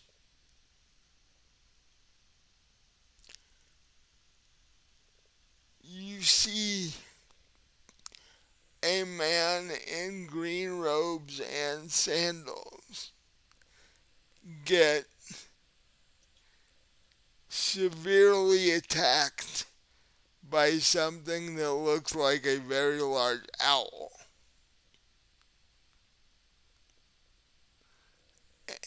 And upon first attack, it knocks him to the ground with its wings, and then it literally starts tearing chunks off of him as he's struggling on the ground.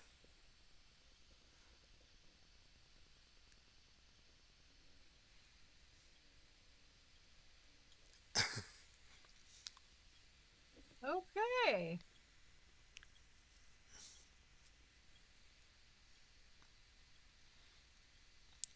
But it, it does serious damage to him, but it doesn't kill him. In fact, it flies away after a few minutes. But then you see the man in the green robes get up like nothing happened. But it follows in the direction that the owl went.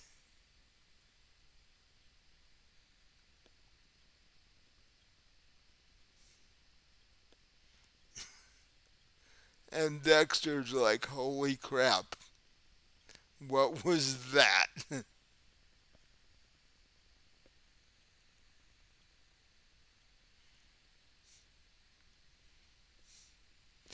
And he looks at you through the window in his mouth that those things were outside our door this morning. He like points at you and points at that like, did you just see that?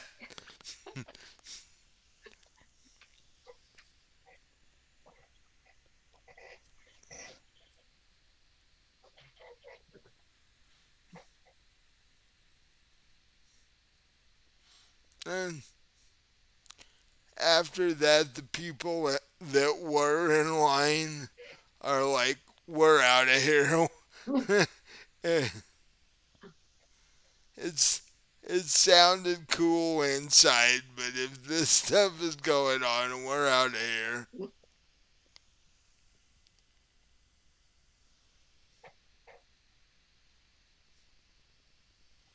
So the half a dozen people that were in line aren't now. They're like headed for the parking lot. Um, Oddly enough, while this is all going on and all this commotion is happening, Lucian is calmly walking to the bar, and uh, and basically asked Natalie the same question about the membership, unless you told him earlier how to do it. I did. I mentioned that if he was interested, I told him all, the details. So, in that case, he just ordered uh, a tumbler full of blood with soda water, and calmly takes his glass outside with him and wants to sign up for membership in the place, which is what you and Tanner were hoping for. Right. Because, I mean, tonight probably wasn't the best time to get information out of him anyway, just because we're so busy. But if he signs up for membership and he comes back at some other point, I could have a more in depth conversation with him.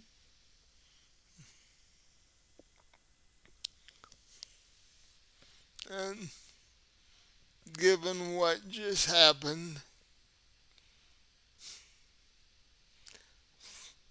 things are suddenly a little shaky. Oh, and with what just happened, I remember that I need to let Nat know that a bunch of the vampires of the Seven and a bunch of Strix were hanging around our apartment earlier. So just give her the heads up on that.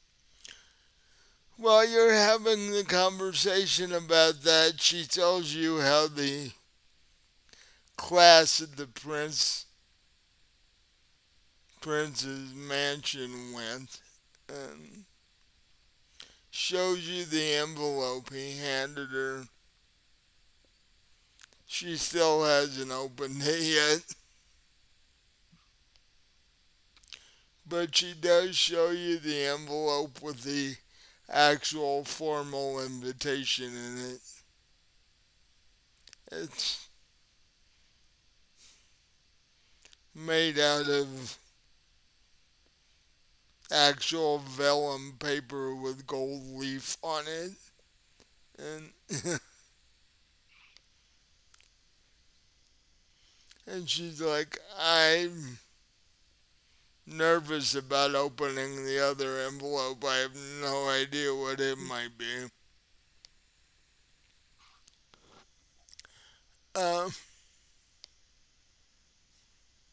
and then she realizes what you said and puts two and two together and is like, so those things out there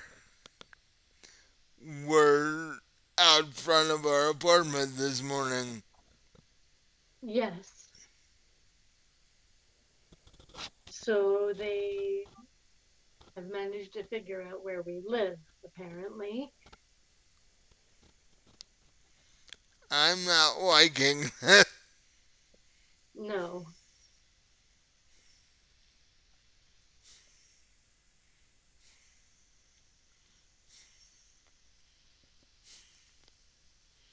And while you're having this, as you finish this short conversation and turn back around to look toward the door,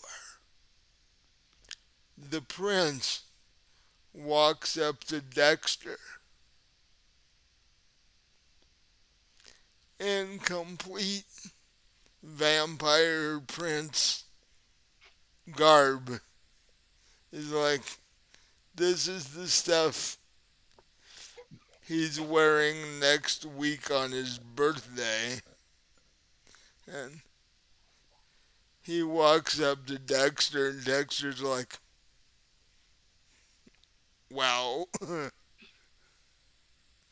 And literally holds the door open for him. and he steps inside and sees you and Tanner and Lucian and Carver and Misty sitting at another table. But he literally heads directly for Natalie in the bar.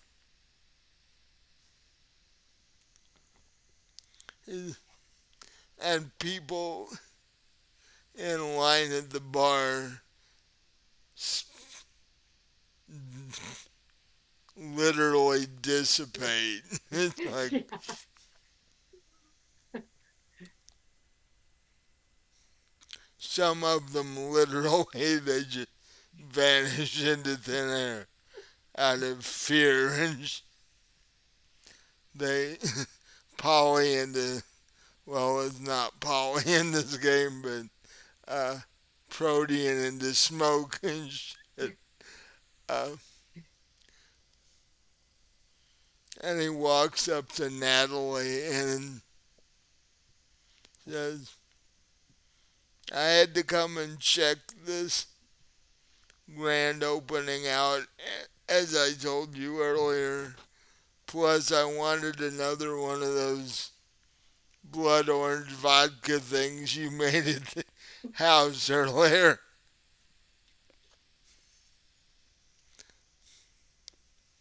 And you can see her face. She's just beaming. It's like the prince actually tracked her down for one of these.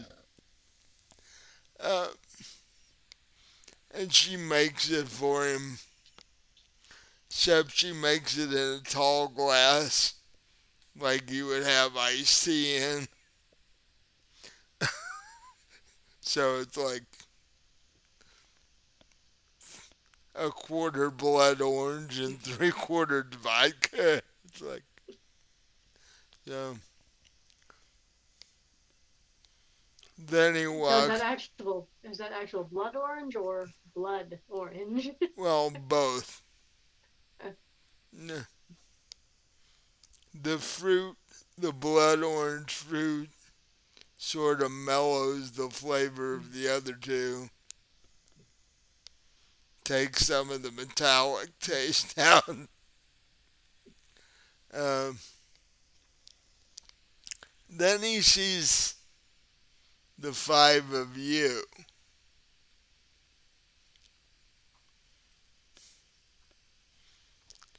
And he looks over at Carver and Misty and are like, I don't think I've met the two of you.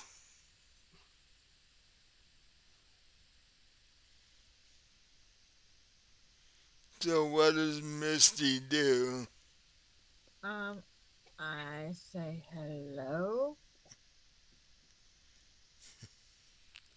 The prince. The prince has an actual New Orleans type accent. So it's a little closer to yours than all these New York City people you've been dealing with for the You past. know, Carver, he sounds like a southerner like we are. And you don't know him? Um, I've heard of him, have never met him. He's not the Prince of Louisville, so we wouldn't have occasion to have dealt with him. Oh, so each city has their own prince. Okay. Yeah, I thought it was by region. I read in the book you can have different princes on different city blocks if you want to. Okay. Oh, really? If you want to I have knew. if you want to have a inner city turf war, that would work really well. But I chose to have one prince for all of New York City. Um,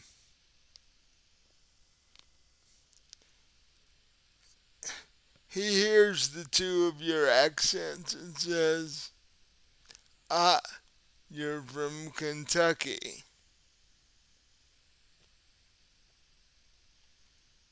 I think I may have met the current principal, Louisville, somewhere along the way.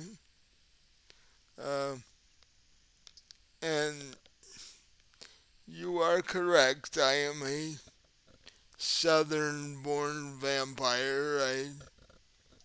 Got I lived most of my human life in New Orleans.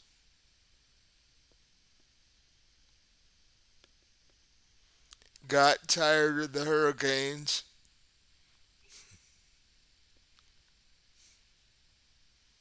so I worked my way up here.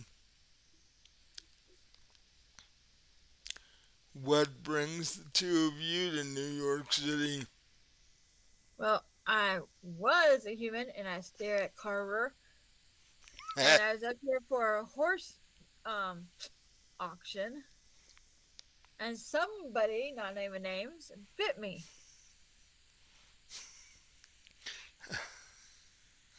uh,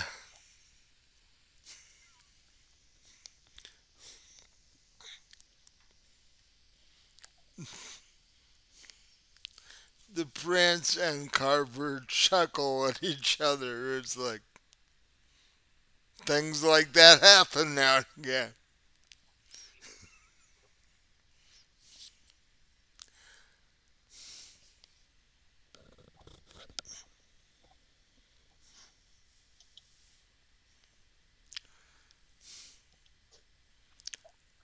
As I was walking up through the parking lot,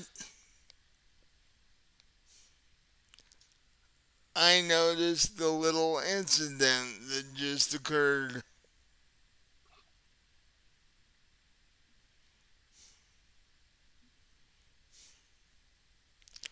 Those two groups are getting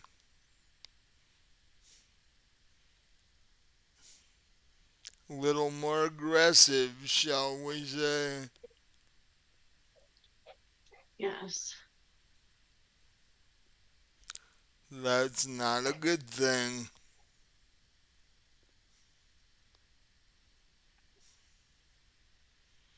Hmm. Well, as a new vampire, don't make me sound like an idiot, but what's your groups?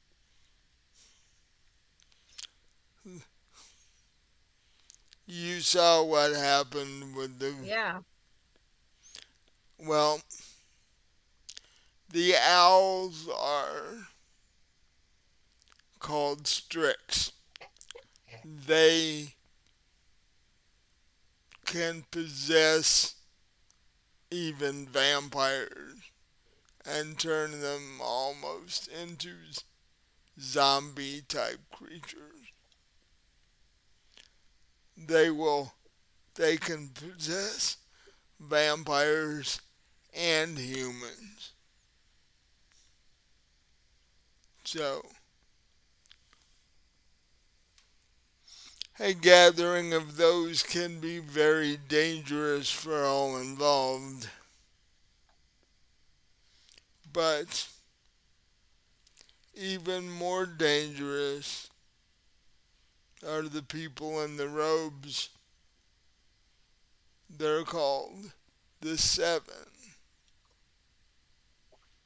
although there's more of them than that. um, they are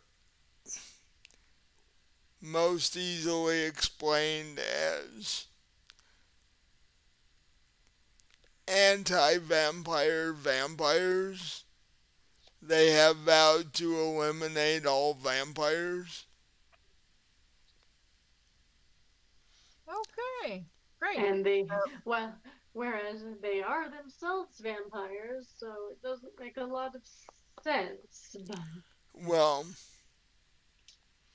they claim when they have taken out enough vampires that they will eliminate themselves. But yeah, it's just what we need, a crazy vampire cult running around. I trust them doing that about as far as I can throw one. Uh, Yes, and it worries me a little that they know where we live now. although I retract that statement because I could probably toss one a fair distance.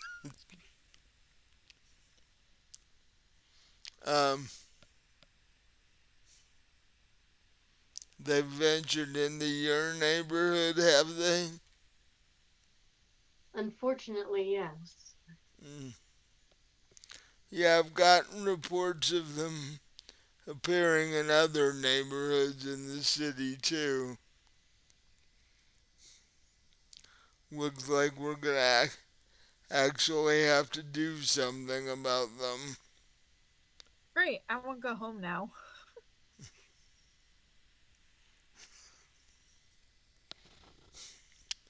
Might be a wise move on your part. Just become a vampire just to have someone who wants to kill me. Either kill you or turn you into a zombie. Which Exactly. don't know which I want the least out of that. Yeah, neither of them sound particularly enjoyable.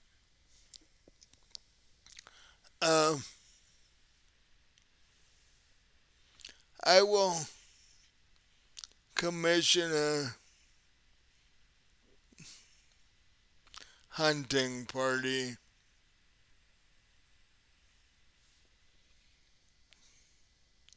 See if we can make progress against this.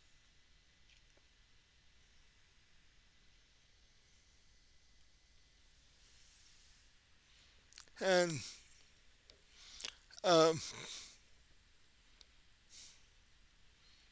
I need Winter to give me a wits and intelligence roll.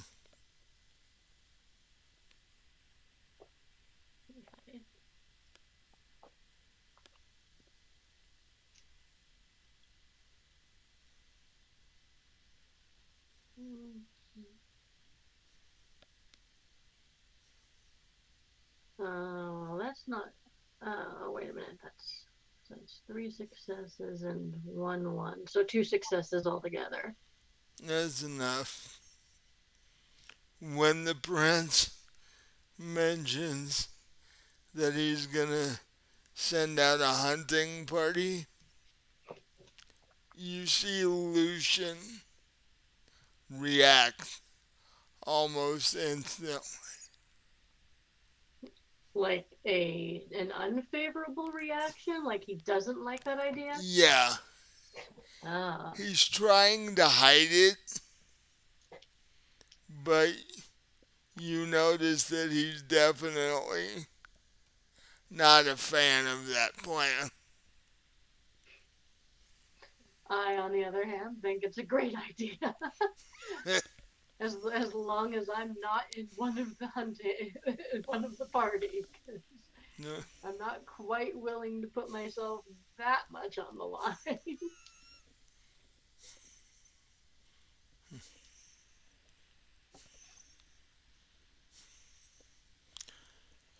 The prince says, so is the offer still open for the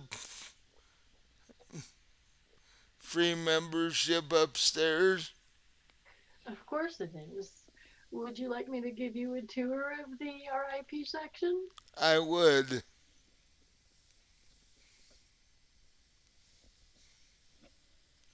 So I'll lead him upstairs and show him around and explain the rules of the feeding room.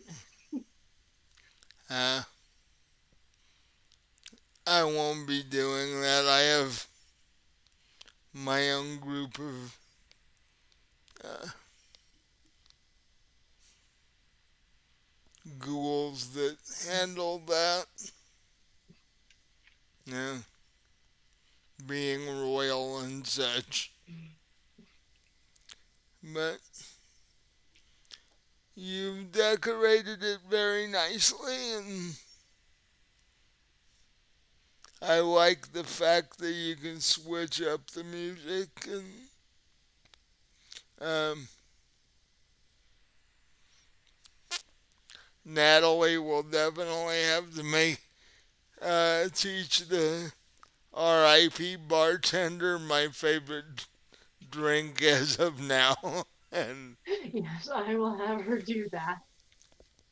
so, as you come back down from the R.I.P. section, Dexter says, all you've got to do is fill out this form. And he puts his name on it and prints and, you know, and he actually has an email that he put down and his cell phone number, which you have already. Uh, in the income section, he just puts Prince of the City. Right. The actual number is not necessary. And he reads the terms of service, as it were, and signs it, hands it back to Dexter.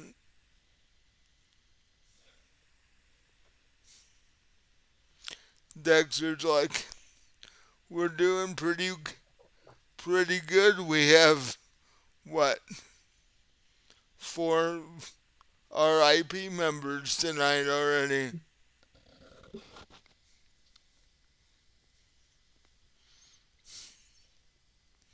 which is good because we're gonna have to use the membership money for upping our alcohol order.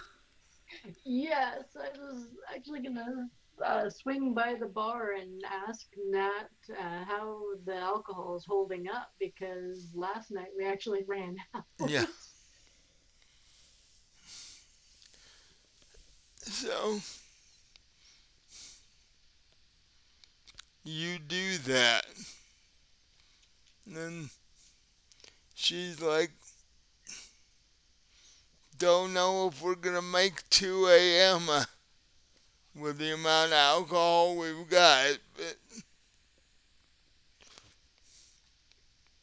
if it gets much lower, somebody's gonna have to run to the neighborhood liquor store again.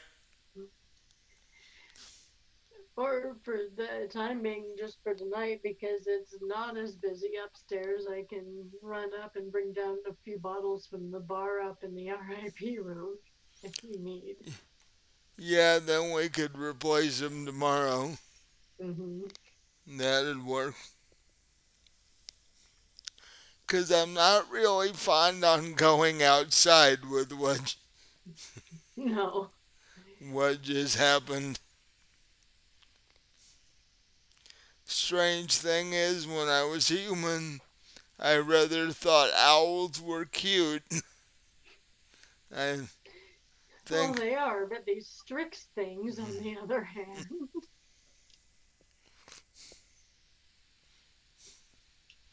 if they'll do that to some poor schmuck just walking by, I'd hate to see what would happen if you seriously pissed one off. So my question is, did the guy that the Strix attacked, did he get possessed by it? Or did he just get attacked and torn up by it? Well, he followed in the direction that the Strix flew off in. That's why I was wondering. So, as far as you know, it's following the animal.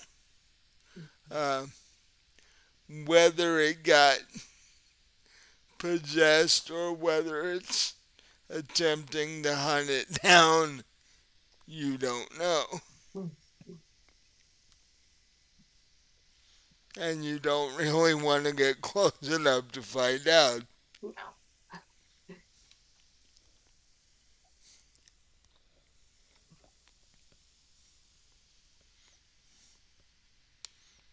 And then, once again, standing in the shadows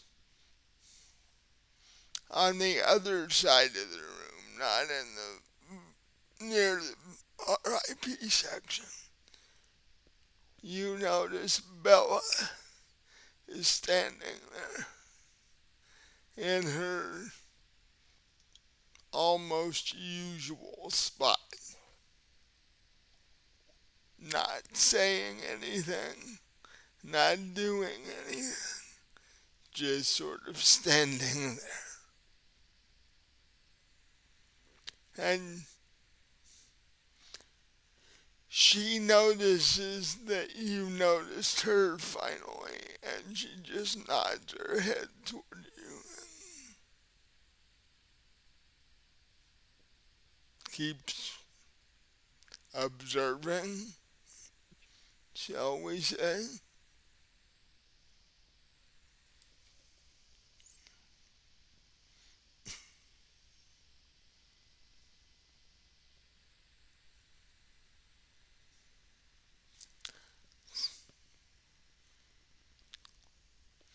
So, given what's happened to you today, um, Misty, it's about midnight. What's going through your head right now? Like, okay, I've been up several hours. I don't know if I or up a few hours. I don't know if I can make it any longer. Actually, you've been up since just after sunset. And to be the day after you've been turned, you've had a fairly traumatic day. You've met the prince. You saw a strange creature attack another strange looking creature just outside in the uh, Yes, Carver, I think it's time we go back to the hotel. you you need to talk to Carver and definitely decide what the two of you need to do.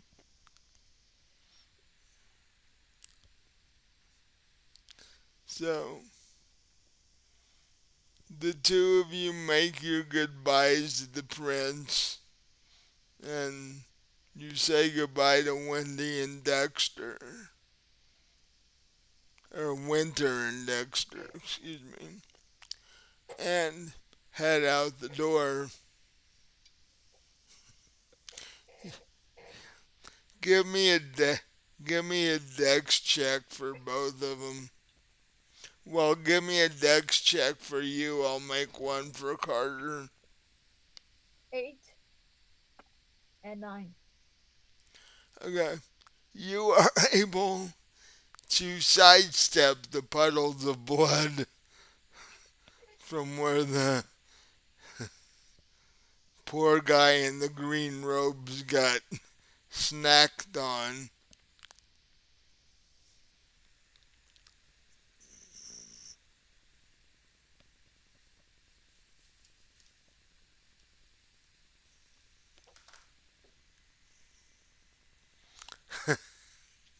Carver, however, isn't,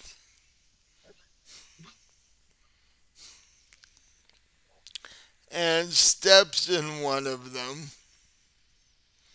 and is barely able to keep himself from falling flat on his face in the middle of one of them.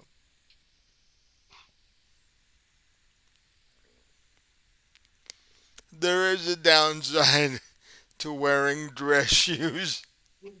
especially when stepping in a puddle. So, I try to steady him and help him walk through the around the blood. so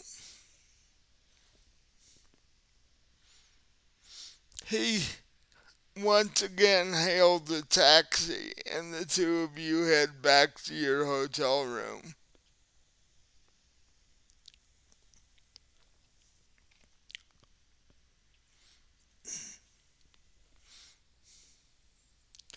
And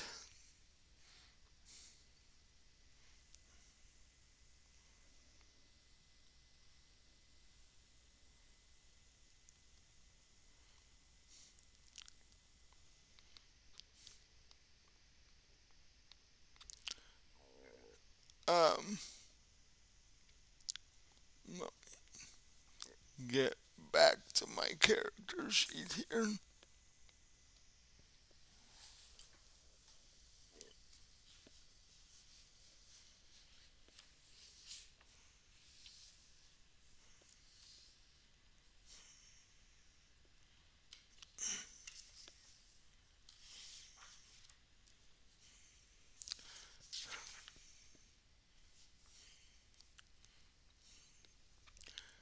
Winter. After Misty and Carver leave, you see the prince, literally, as they would say, staring a hole through uh, Lucian.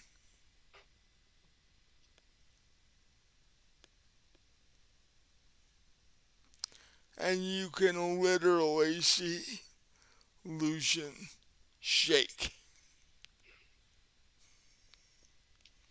But after a second or two, they both go back to normal.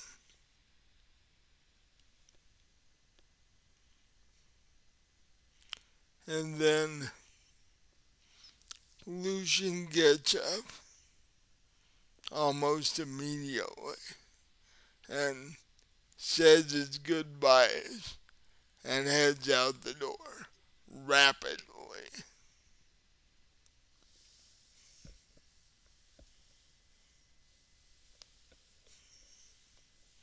And the prince turns to you and says, he's got a bit of a mind shield up. It might take you a bit of work to get any information out of him.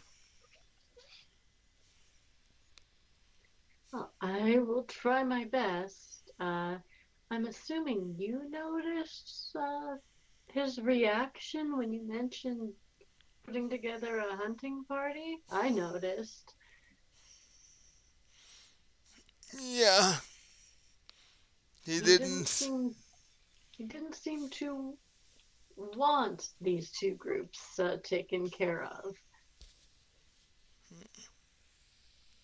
Yeah, I think there's more information we need to find. I think he's got things planned that we don't know about yet, Yes. or at I'll least, I'll try to work on him. he's trying to plan things we don't know about yet.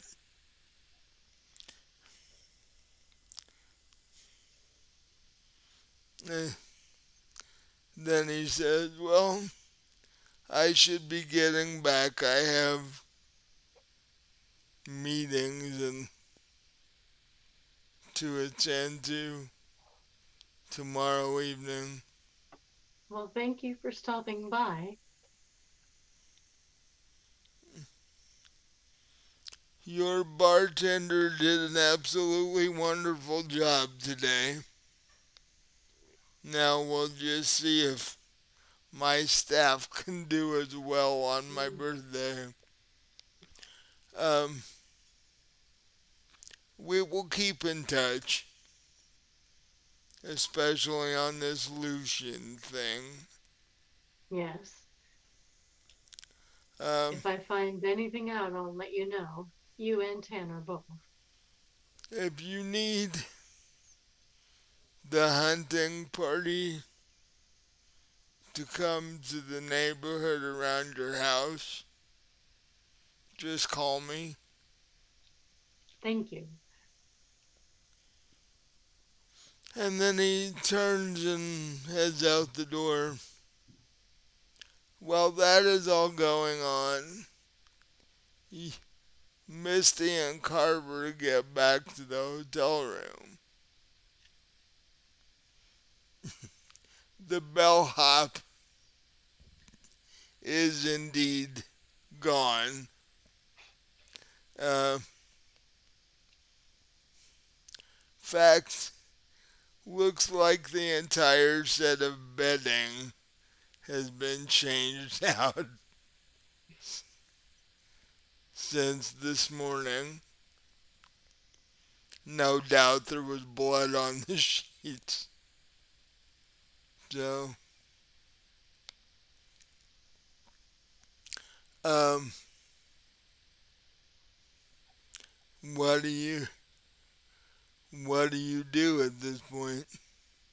I take a shower and then get in some pajamas and then go to bed. Um, before you crash for the night, Carver's like, "You okay, blood wise?" Yeah, after that drink that had blood in it. Yeah, true. Okay, well, Yeah, you want me to bite you? That's what you want, not just apple. just checking. Part of my job. Uh, so he pulls the blackout curtain down, and it gets very dark. And he's like, "Well, if you're that tired and gonna crash, I guess I will see you tomorrow evening, and we can plan how much longer we're gonna stay here and when we're gonna head back to Louisville." Well, I need to get a horse. Whatever we do, I need to get a horse. Since you pulled me away from that auction. That's true. Well, well, we will check around and tomorrow night. Excuse me. We can check around and see if there are any more auctions coming up soon. Uh, if not, we can always hit somewhere between here and Louisville. I guess. There's got to be a horse or two in Oklahoma. That's nowhere near Louisville, Kentucky. Depends on how you get there. Yeah, we are going straight south. We can always veer west if necessary. This is already, my workers were planning expecting me home yesterday.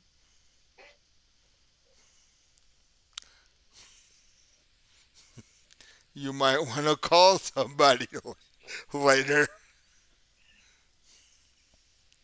You Oh yeah, should when we're sleeping. you should have told me that. We would have called them earlier tonight. So with that, you climb into bed and literally pass out. And um, Carver is just left sort of standing there going,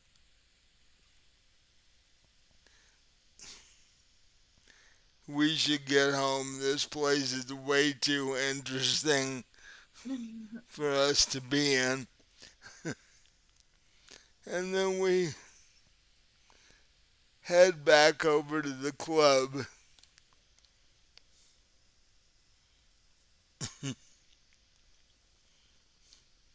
And things are calming down and it's getting late and people are starting to slowly head out the door, which Natalie is not upset by because she's like, I think we're actually going to make it alcohol wise.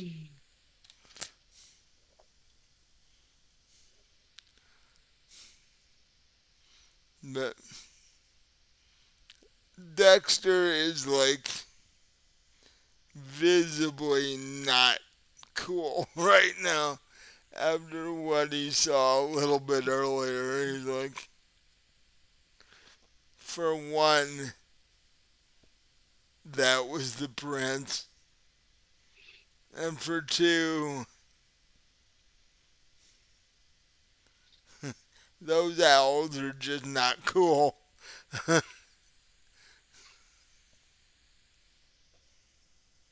Anybody got any owl repellent? Owl repellent. There is such things. um, Maybe we should spend the night here again once we close, and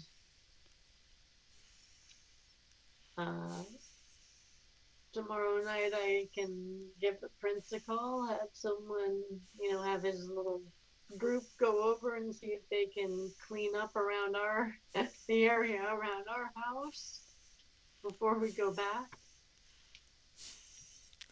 Natalie said that might be a good idea. I don't particularly feel like, running across either the Seven or the Strix tonight. No, but one thing's for sure. If we could get the Strix to take out the Seven, at least you wouldn't have to worry about them anymore. Right. Then we would just have to worry about being possessed by owls, which I don't think I like that idea either. Natalie says, be no, Dexter would say this. Being turned into vampires is bad enough, but being turned into a zombie vampire is even worse. Yeah, that's something that's definitely not on my bucket list. So I'll run a finger down his cheek and be like, "Aw, what's so bad about being turned into a vampire, Dax?"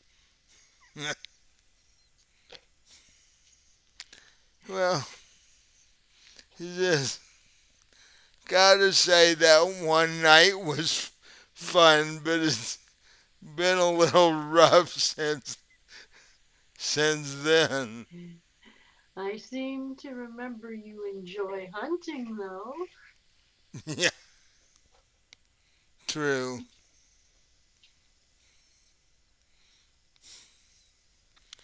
Once we make sure that the Seven and the Strix aren't hanging around in our neighborhood, may have to go back to the park soon.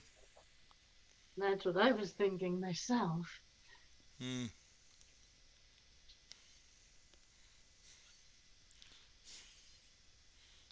And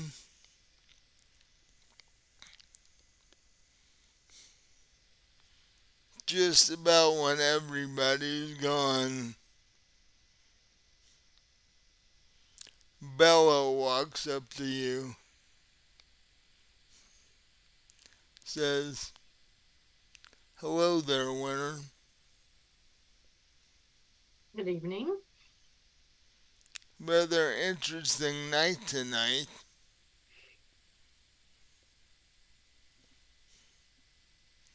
Are Glad, you referring to what happened outside?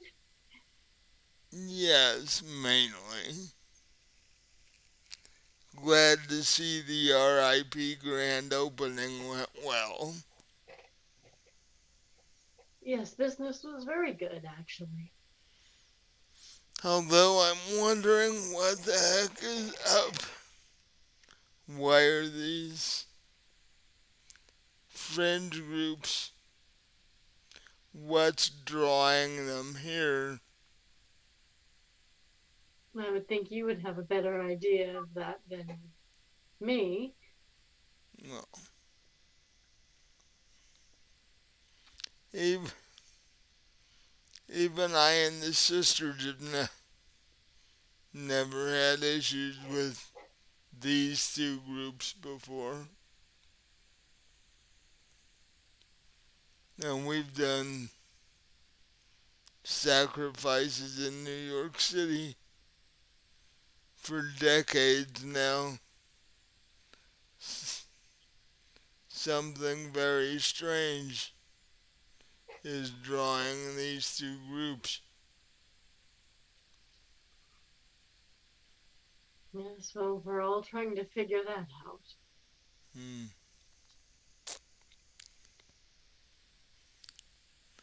Interesting that Lucian up and split so quickly. Yes, I think he and the prince had a disagreement of some kind. Hmm.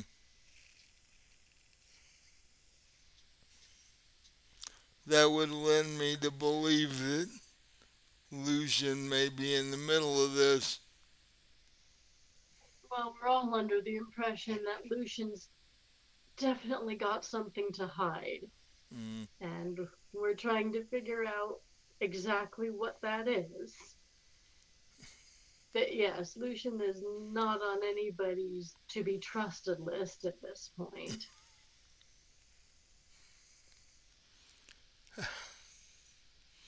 A rogue priest from the Lycaea Sanctum that hangs around with gangrels.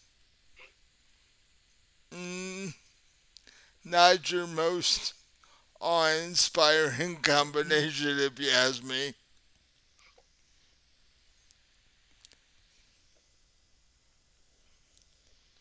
But we'll see how it all turns out, I guess. See you tomorrow night. I'll be here. So will I. And she walks out the door.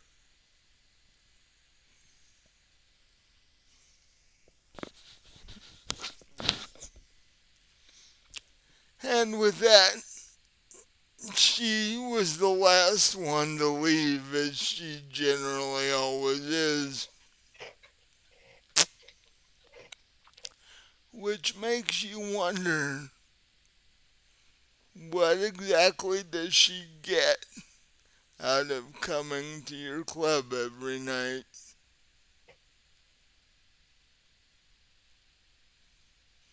What kind of information is she either trying to get a hold of or handing out? Because she is literally there every night.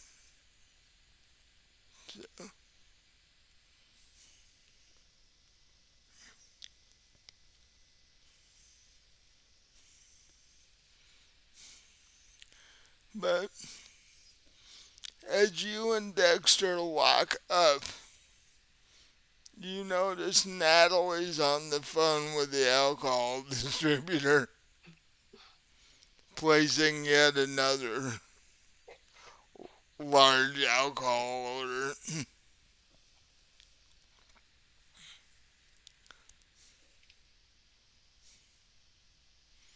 And she hangs up and says, I don't know about the two of you, but I'm ready to crash. Yes, it's been a very busy night.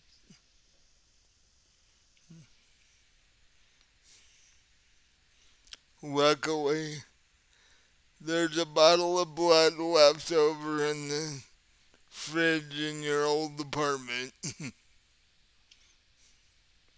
and there's some in the alcohol cabinet from the VIP or RIP. And so the two of you, or three of you counting Dexter, go upstairs into the now operational RIP section that used to be your apartment.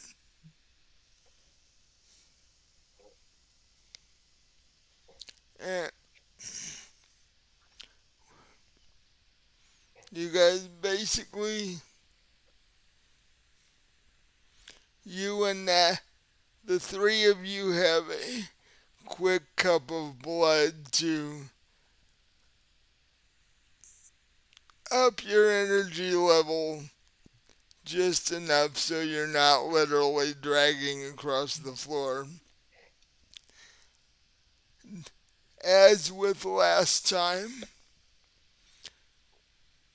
Dexter takes the sofa and you and Natalie get the bed in what used to be your bedroom. And it doesn't take long for the three of you to crash. Um,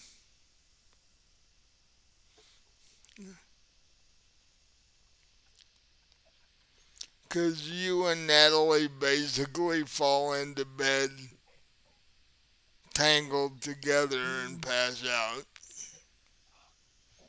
Dexter, however, has a rough time.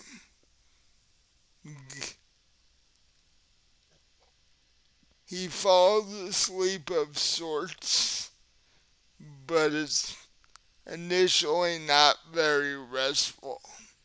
He's still having nightmares about something. And then a little bit later, they seem to calm down, and he actually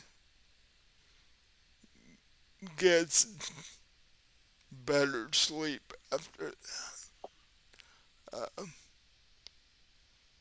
And being almost midnight where you are, that's where we're gonna close for tonight. And next time we can see if the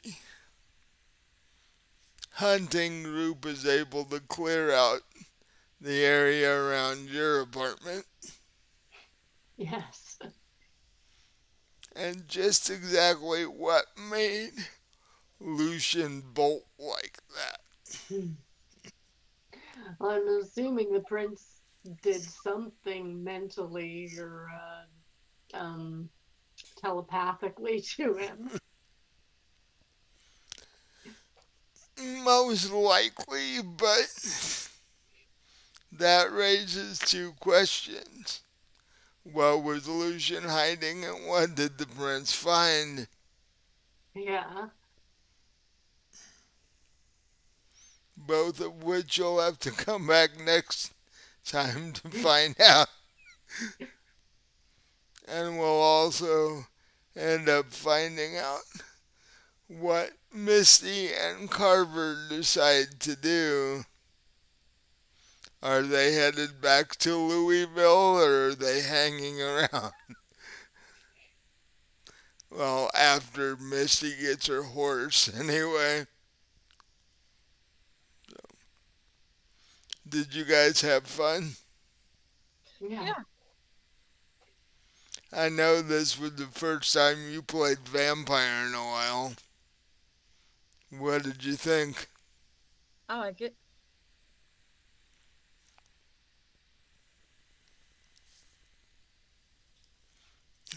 And for those of you out there that like combat in your vampire game, we're getting closer, guys. It won't be long now. you'll see vampires throwing each other around in the next episode or two, so won't be long.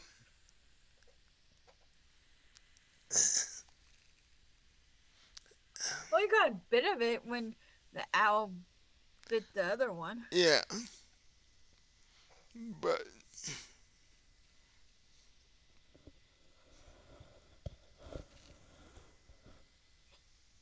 Okay. there are there are bigger things approaching as the holidays get closer. Yeah, the thing is, there are multiple things approaching. The question is, are they all working against each other or are they all working together? Yeah, I haven't figured that out yet. We're just kind of stuck in the middle of all of it, going, Yep. well, I don't know. The owl attacking the other one and appears that they're against each other. Well, those two might be. I have the feeling the owls are just against Oh everybody. yeah. They're against whatever they The can get their talons and the beaks owls into. want to create as many vampire zombies as they can manage to, cause then they control everything.